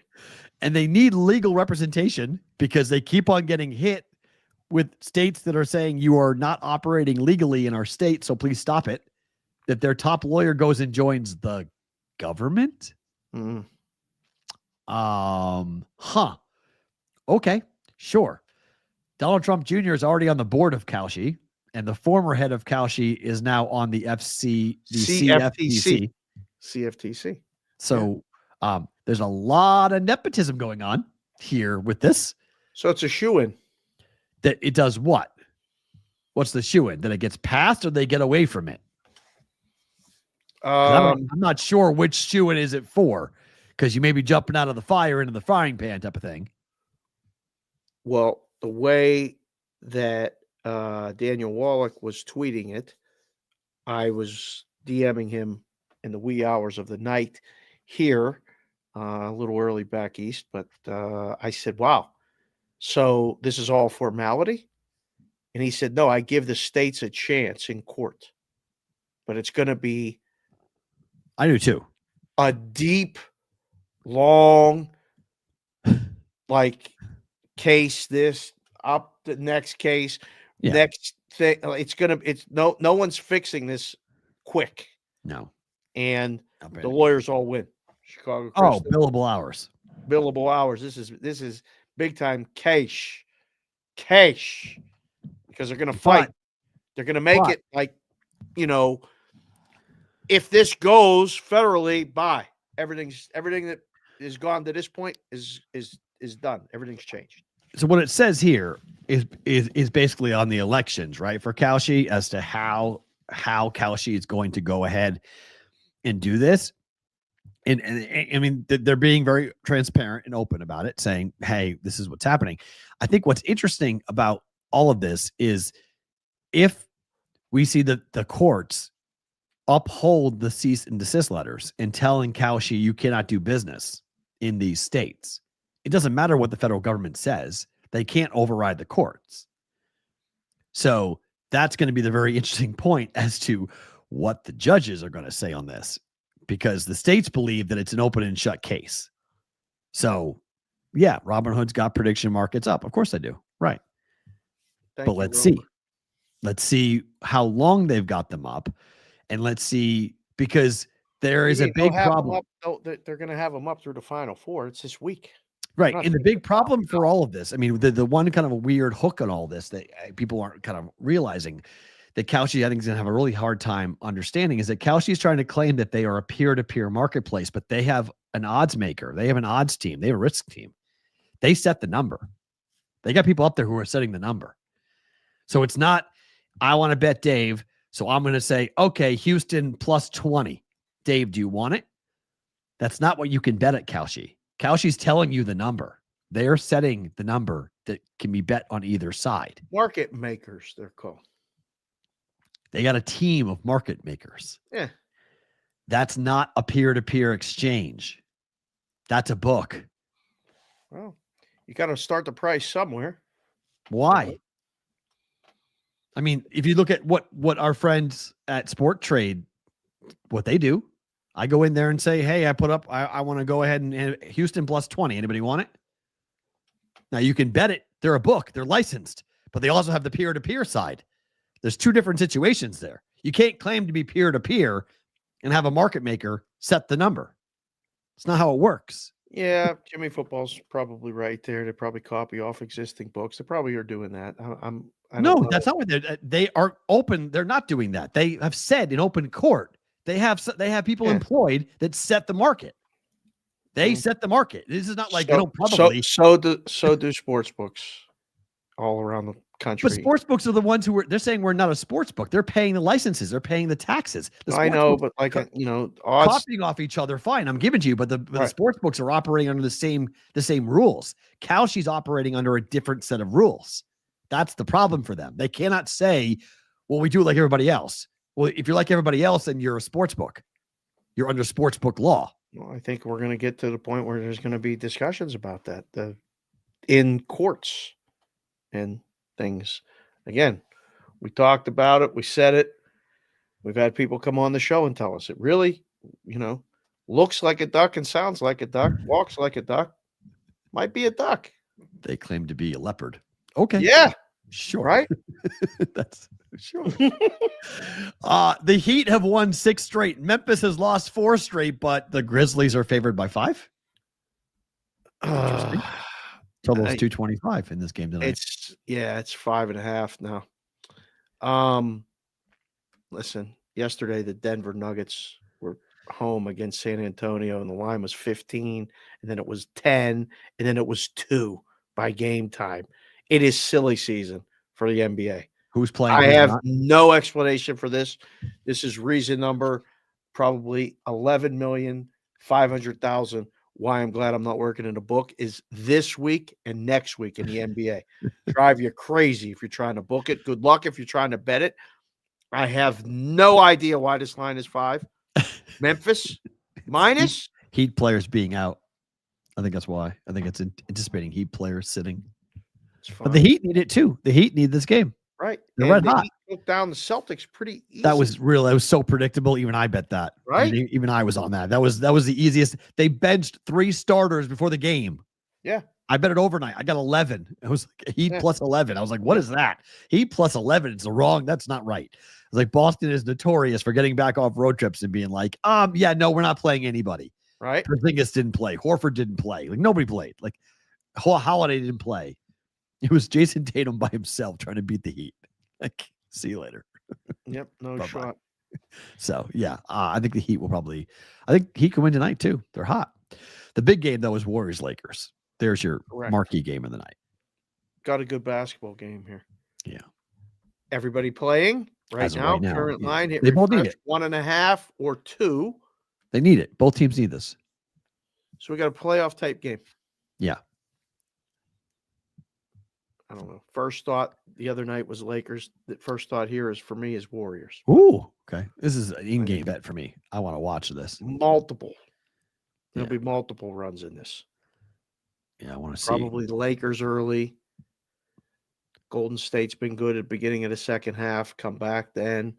And then in the fourth quarter, probably make 6 to 8 bets back, forth, back, forth, back, forth. Yeah, I'm excited to see how this game goes. It'll be fun. So Montreal may make the playoffs. They got the Bruins at home tonight. They're winning. They're $2 favorites. Total of 6. Bruins have cashed it in. They're done. They're not playing anymore. Correct. But what do you make of this? Like this is interesting to me. I was like, you want to lay $2 in Montreal? Montreal in regulation? Like what's the bet? I'm guessing without looking, this is the highest favorite that Montreal's been all season. Easy. Maybe easy in the last 3 years. Yeah, easy. They are never minus 200 for Montreal. And they're going to win. Yes. Bruins are done. Yes. Yes. It's just that's an uncomfortable lay. Yes, it is. For this, yes, for Montreal. Yes. Lay. We were talking because the Bruins have played hard the last couple of wood. games. So yeah, this is a very uncomfortable playing lay. Kids. So you got to be careful. Yeah. You got to be careful on that. I would say, but Montreal in regulation probably isn't a bad play. The Blues have won 10 in a row. 10. They got the Pens at home. Minus 235 with a 5.5 total. Be unbelievable if the Blues are the 8th seed and Winnipeg gets them in the first round. Right. As that would be terrible if you got Winnipeg in futures and different things. Because the Blues can beat anybody right now. They're going to beat the Penguins tonight. This is, again, this week and next week, there's going to be games that just there's teams playing and there's teams aren't. In the book, you can't buy a bet on the Penguins today. I mean, you might as well just go to minus 300, let them take back plus 250. Maybe you scalped yourself. Just go get a bet on the Penguins, please, on a money line. Who in the hell is, they will beat Winnipeg, JPC the fourth, but they'll beat the Penguins tonight. I don't know. 10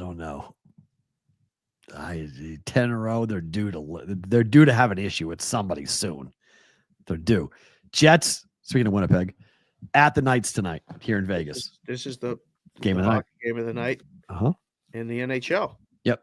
2 teams that are both playing for everything. Tampa and Ottawa will be a good hockey game too.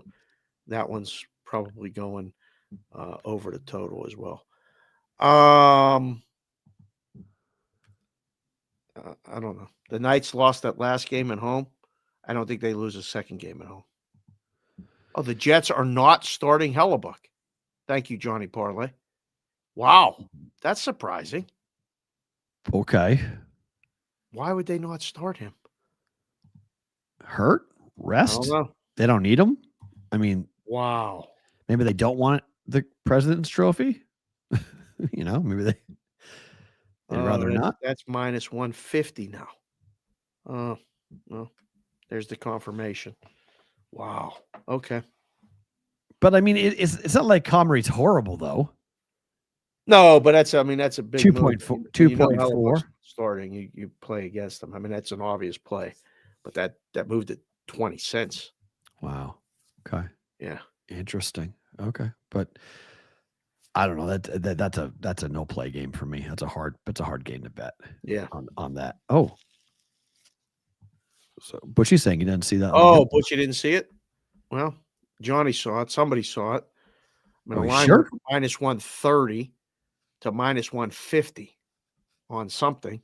So maybe it jumped for the Golden Knights with that Hellebuck in net. Okay. I see that. I get that. Okay. That's interesting. Yeah. Get us out of here and get us the bonus time. Blow your nose. Everything will be bonus time on the other side. Stick around if you guys are watching live. If you are with us on Sports Grid Replay, SiriusXM Replay, thank you for being here. We're back tomorrow. Roll call Friday for us. Hope to see you all back with us tomorrow. The rest of you guys who are with us live, you are getting bonus time right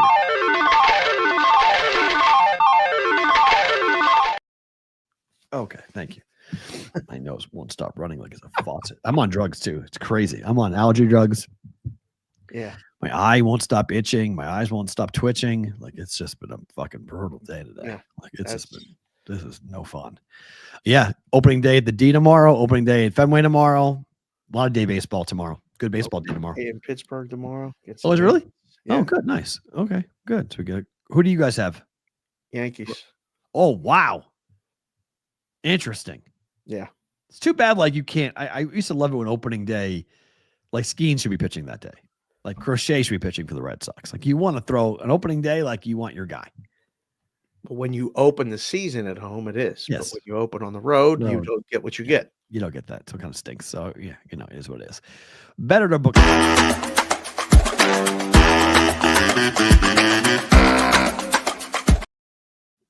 Should have stayed skiing versus the Yankees. Yeah, I mean, maybe. I mean, Red Sox should have, hung on. Needed the win, JC from KC. I mean, you can't. Sox You already too. left with a lead and lost the game. We can't lose another skiing start. Yeah. Pitch them against Tampa, get the dub. So I disagree with you and Corey. I like Irvine tonight, but I don't want to lay 3.5. Okay. And I don't want to lay 5.5 or 6 with Villanova tonight in the Crown against USC. Oh, Money line them both. put them together. Both of them to win. Don't know who covers. Don't want to sweat the points. Give me plus 126. Better to book it. I'll say book it. Still like Chattanooga? I think so. That would be the one. I haven't You're not watched right. 1 second. Well, no, I did watch a little of the first half of the first game of the Crown. The Eric guys, Dixon and Nova, they're the best team in that Right. tournament. that's what. So like if you don't like the NIT, you can find Nova and find a dance partner with Nova. Like you can go bet Montreal, go Villanova Montreal if you want. Right. Okay. Bet that if you're looking for a Central partner. Florida and Cincy's the first game there. Yes. Anything? I don't want to lay the 3 with you there, Butchie. I don't want to lay anything. I told you. I just want money line. I don't want to lay points with Irvine. Irvine's a roller coaster ride team. They'll come down right to the end. But I like their big. I like their rebounding ability. I like their coach. So Irvine's been playing with fire, but Chattanooga was down to Loyola, and they rallied big time in the second half to get to this game. Right. So their magic might be,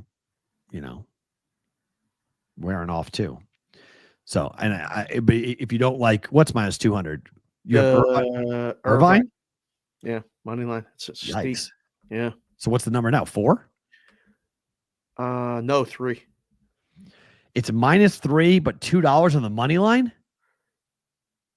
Yeah, he must be What? messing with the line. It's supposed to be. It's minus 160 to minus 170. Right. Yeah. $2 is. I mean, it was not $2 last night anywhere when I was playing it. It was not $2 last night. It was 160. I laid. Right. And I wasn't really comfortable doing that, so I looked for a dance partner, and I like Nova Right. to come in. The hook might get you. They go in by 3. 3.5 might burn you. So Well, it's painted 3 now. okay.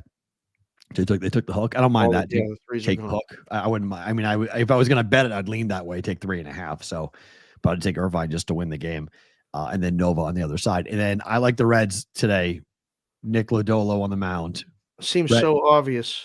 Well, they get shut out back-to-back days, and now they get Nestor Cortez, who got hit like a piñata in his first start against the Yankees. So get the Reds. I don't think it'd be high scoring, but Lodolo was great in his first start. They won the game 3-2 in the first start of the year against the Giants. Right. I'll say this will be that one of these April type baseball games where the obvious play is the Reds is supposed to win, and Cortez will pitch a gem, good enough, right? Right, and the Brewers will win. So I'll say book it, because when I saw that today, because last year we were on Lodolo a lot, like he pitched. I said will be. He was great in his first start. I watched it. I was like, I want to see what he looks like. Yeah. He looks better than he did last year. Right, big lanky lefty. Yeah, no, we were on him a few times last year. Yep, and it seems I saw it and I went, because I have it set up where I just have the matchups with the pitchers, and then I do the number in my head, and I went pick them, flat -110 both sides when I did this game, and went, all right, what's the total? Got to be 8.5, maybe, and then I went, oh wow, all right, still got it, not bad, but they're gonna bet it. They're going to bet the Reds. You know it's coming. They're going to bet the Reds. That's why would you just leave it 110 and just wait and see if anybody will bet me the Brewers. I think that's the side.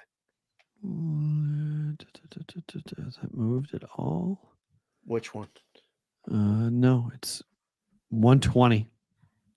I mean, Circa's 114, Superbook's 115, 115 South Point, DraftKings Caesars at 120, Offshore is 115. So still slightly Brewers. Games coming up here soon. The Houston at Minnesota. I got Brown Minnesota. Ryan. Better to book it. Yeah, I like that. Twins are due. Hold AL Central's due games against the White Sox. So I just think I like that spot.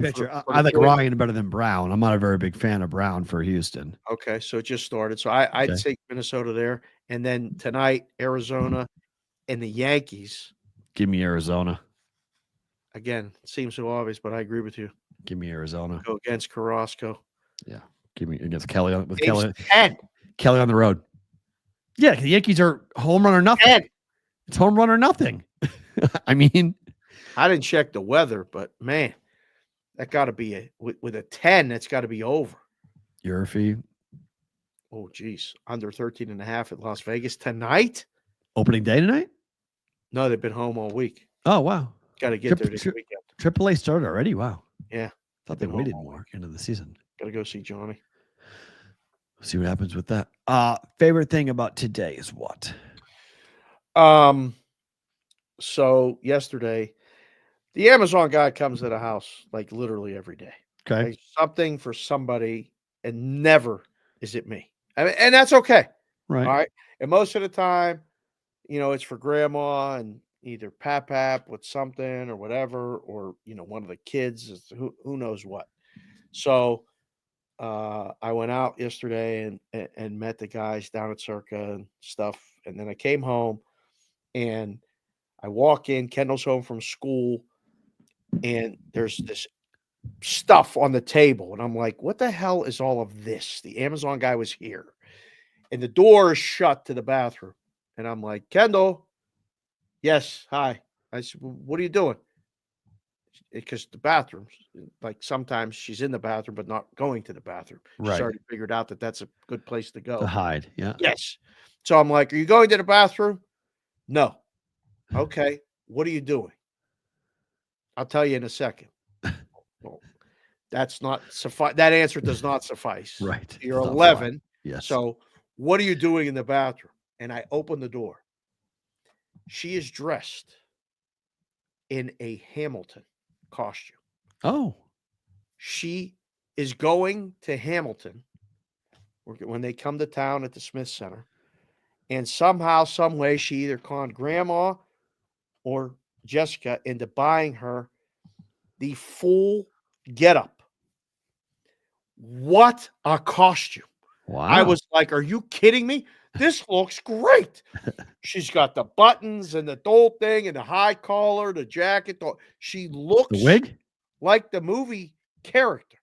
the I'm wig like, too. no, she had her hair pulled back. She looked Nice. like exactly like, I was like, wait, what is this? And she showed me the picture. I said, I can't believe this. This is great. So my favorite thing about today was like coming home, still the dog greets you like they're excited to see you. Not anyone else in the house does, like the kids used to. They run up to you. Hi, Daddy, you're home. I opened the door and my daughter was dressed like Hamilton. That was my favorite thing about yesterday. That's all I got. For me, one, thanks for bearing with me, everybody, with the allergies today. Yeah, you'll be fine. It'll take about a week. Today was a brutal day. It better not. I better. It's a week minimum. My birthday is tomorrow, so you're gonna feel like this, caca. This better not continue although 48 just doesn't really do it for me. 47 was really, I was happy because I was born on 4/4/77, so I was like I was really excited for my 47th birthday, and rightfully so. I had a really amazing year. So, had one of the best years of my life for my 47th birthday year. So looking forward to seeing what 48 brings. But technology is a very weird thing. And I don't want to sound like you, but I'm beginning to sound like you in some ways. What the hell's that mean? Well, you hate technology. Like I love technology. No, you don't. You don't like things. Like you want to work. I get your point. You're not wrong with what you're saying about certain things. But like, I tweeted this morning. Like the two things that happened to me that just reminded me, like either I'm getting old or I'm just becoming more. Every day I have to ask somebody, do you take cash? Like this is like a daily thing that I have to ask the person when I'm going to pay. Do you take cash? Like that shouldn't be a conversation we need to have in this country. It should just be, we take cash. But there's so many places in New England that don't take cash. Yeah, that's ridiculous. They do not take, like, oh no, we're cashless, sir. Sorry. How do you operate a business in America with American commerce and claim that you're not going to take the tender that is used when I give you my card? I'm giving you a virtual version of this. Yeah. You should be required to take cash if you are running a business in America. I get the whole idea like COVID caused the problem, but there's so many more nefarious things you get to do when I give you my card versus when I give you my cash. When I give you my cash, it's all it is. It's a payment. When I give you my card, you get the time of transaction, you get the amount of the transaction, you get to know what the transaction was. You get all this data you get to aggregate, which is really ridiculous. The second thing that happened is that my lease is up in my car in 2 months. Oh boy, here we go. Okay, my lease is up. That's my car. The worst. My lease is up. Yeah. So they're calling you yet? My car has 10,000 miles on it. I never drive my car. My car is 3 years old. My car is supposed to have 45,000 miles on it. But because I do the car reviews, I never drive my car. My car never moves. Okay. Right. All of a sudden, I got an alert last night that said your car brake fluid needs to be replaced. Oh, brake fluid. Brake fluid is a 50,000 mile move, not a 10,000 mile move. Is that? Right. That's a 50,000 mile move. Right. I need my brake fluid replaced. Mm-hmm. Please bring your vehicle into the service department for your courtesy situation. Yeah. I got a text on this. I got a phone call this morning from the service department that said, hey, we've been alerted by your car that you need to get your brake fluid replaced. We'd like to schedule a courtesy appointment for you to come on in so we can go ahead and do that. Like, this is all really interesting. So my lease is up. You haven't seen the car because you change the oil once every 10,000 miles. You've seen the car once in 3 years. Yep. You want that car back in there because you want me back in the dealership so I can then be tried to be sold the next vehicle. Right. Like, this is sinister. Like, this is not what we signed up for. Like, this level of tracking and this level of baloney is like, wait a second. So my car is registering a fake warning. It's not real. The brake fluid's fine. There's nothing wrong with the brake fluid. But because the car is up on lease, the car then I get a text message from the car that says, hey, by the way, you got to replace the brake fluid. No, I don't. And then that car sends a message to BMW or whoever and sends it to the dealership, which then goes ahead and tells me that I'm supposed to go in there. We're in bonus time, right? Yep. That sounds like a whole lot of fucking bullshit to me. Okay. Like, what are we doing? Yeah. I I'm a cash guy. You guys that have been around me, you've seen it. I carry in a rubber band and all my stuff with it. I am a rubber band man. I love that song. I like a wallet. So I'm different than that, but I am a cash more often than not. I'm carrying. Thank God we live here. Because I think this will be one of the last places that will not have cash. Although when I went to that volleyball game the other night, it was a cashless facility. You can't. I was like, I want to buy this, that, and no cash. No cash. Okay. I went this morning. Yeah. I went this morning to go to this place to get breakfast, and they didn't take cash. They didn't take cash. I was like, we're in Vegas. She was like, I know. I'm really sorry. We only take cards. Yeah. I was like, is that ever a problem? She's like, yeah. Yeah. She's like, I just especially here. She's like, I just work here, but like we don't. We're a small operation. Not their fault. Yeah. But man, is that ridiculous? Like, yeah, T-Mobile is cashless. That's right. Yeah. The venues are cashless. T-Mobile's would not Dollar Loan Center, used to be called Dollar Loan Center. It's Lee's Family Forum. Lee's Family Forum is cashless. Cashless. We don't take cash. Is cashless. T-Mobile's cashless. It's ridiculous. Can't and then you leave the workers a dollar tip when you go get a Coke. They're ecstatic. So I don't know. Oh, Las Vegas ballpark is cashless. Thank you, Johnny. Yeah. Yeah. It's I love when they call you for the car, like the service. Not the lease. No. Loans up. The service something. Service department. Whatever it is to extend your warranty or whatever. Yeah, the courtesy call. Yeah. And I'm like, I answered there. I'm like, what car are you calling about? And they're like, your Lexus, this and that. I'm like, I sold that car 5 years ago. Take me off your list. I get that too. Yeah, I have an old Chevy that I'll get that once in a while. So the value of your Chevy Equinox is now $14,000. I'm like, that car's been gone for years. Yeah, I wish I still had it. Can you find? I go like this to the person on the phone. I'm like, can you find it for me? Let me know. Call me back. They hang up on me. I'm so annoyed. I mean, I'm like, when I got that text last night, I was like, and then I got the call today. It says, "Hi, good morning, Matt. This is Kat from so-and-so service department. I was reaching out to give you a courtesy about your car. I love your vehicle. This feature, it has notified the dealership that your vehicle is due for maintenance." No, it's not. It has 10,000 miles on it, guys. My car's not due for anything. Man, you're going to take them to the cleaners.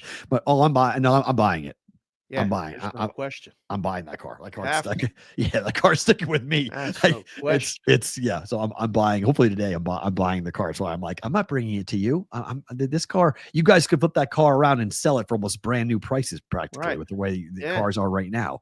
It's a 2022. It's got 10,000 miles on it. Yeah. Grandmothers drive their cars more than what I drive my car. This is true. Yes, it does sound like this is my least thing, but I said it wasn't. This wasn't my favorite thing about today, but it is just a weird thing going on that, like, I don't know. I feel like how I do, like with AM radio. I always say this, like, technology and communication. AM radio started this thing. AM radio will end this thing. Like, when the world ends, we'll still have AM radio. I still feel the same way about, like, cash. Like, at the end of the day, like, we're trying to get rid of the thing that we started this whole thing on. And during COVID, I get it, but now we're 5 years out of COVID. Like, what's wrong? Like, because I was at a casino, the Nash in Nashua, New Hampshire. Yeah. They're not completely cashless, but they are setting it up to be cashless. You can see it. The games they've got, like, you can just go ahead and put like cards directly down and play, gamble right out of your ATM card. Like, every day I'm getting closer to that place in the islands.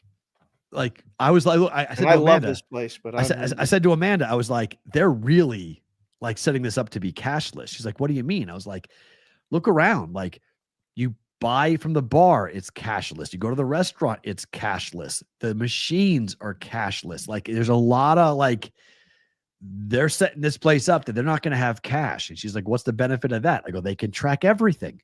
They know everything, where you go, when you went there, how much you spent, what you order, how long you spent the time there. Like they don't, this is all the ability to track what you're doing and how you're doing it.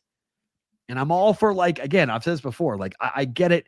On my phone, you track me. Okay, that's fine. Just tell me you're doing it and give me the option to shut it off if I want to shut it off. But tell me you're doing it.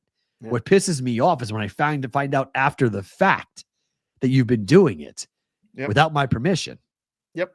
Like, that's bullshit. Like, come on. Like, that's just not appropriate. That's spying to me. That's not monitoring.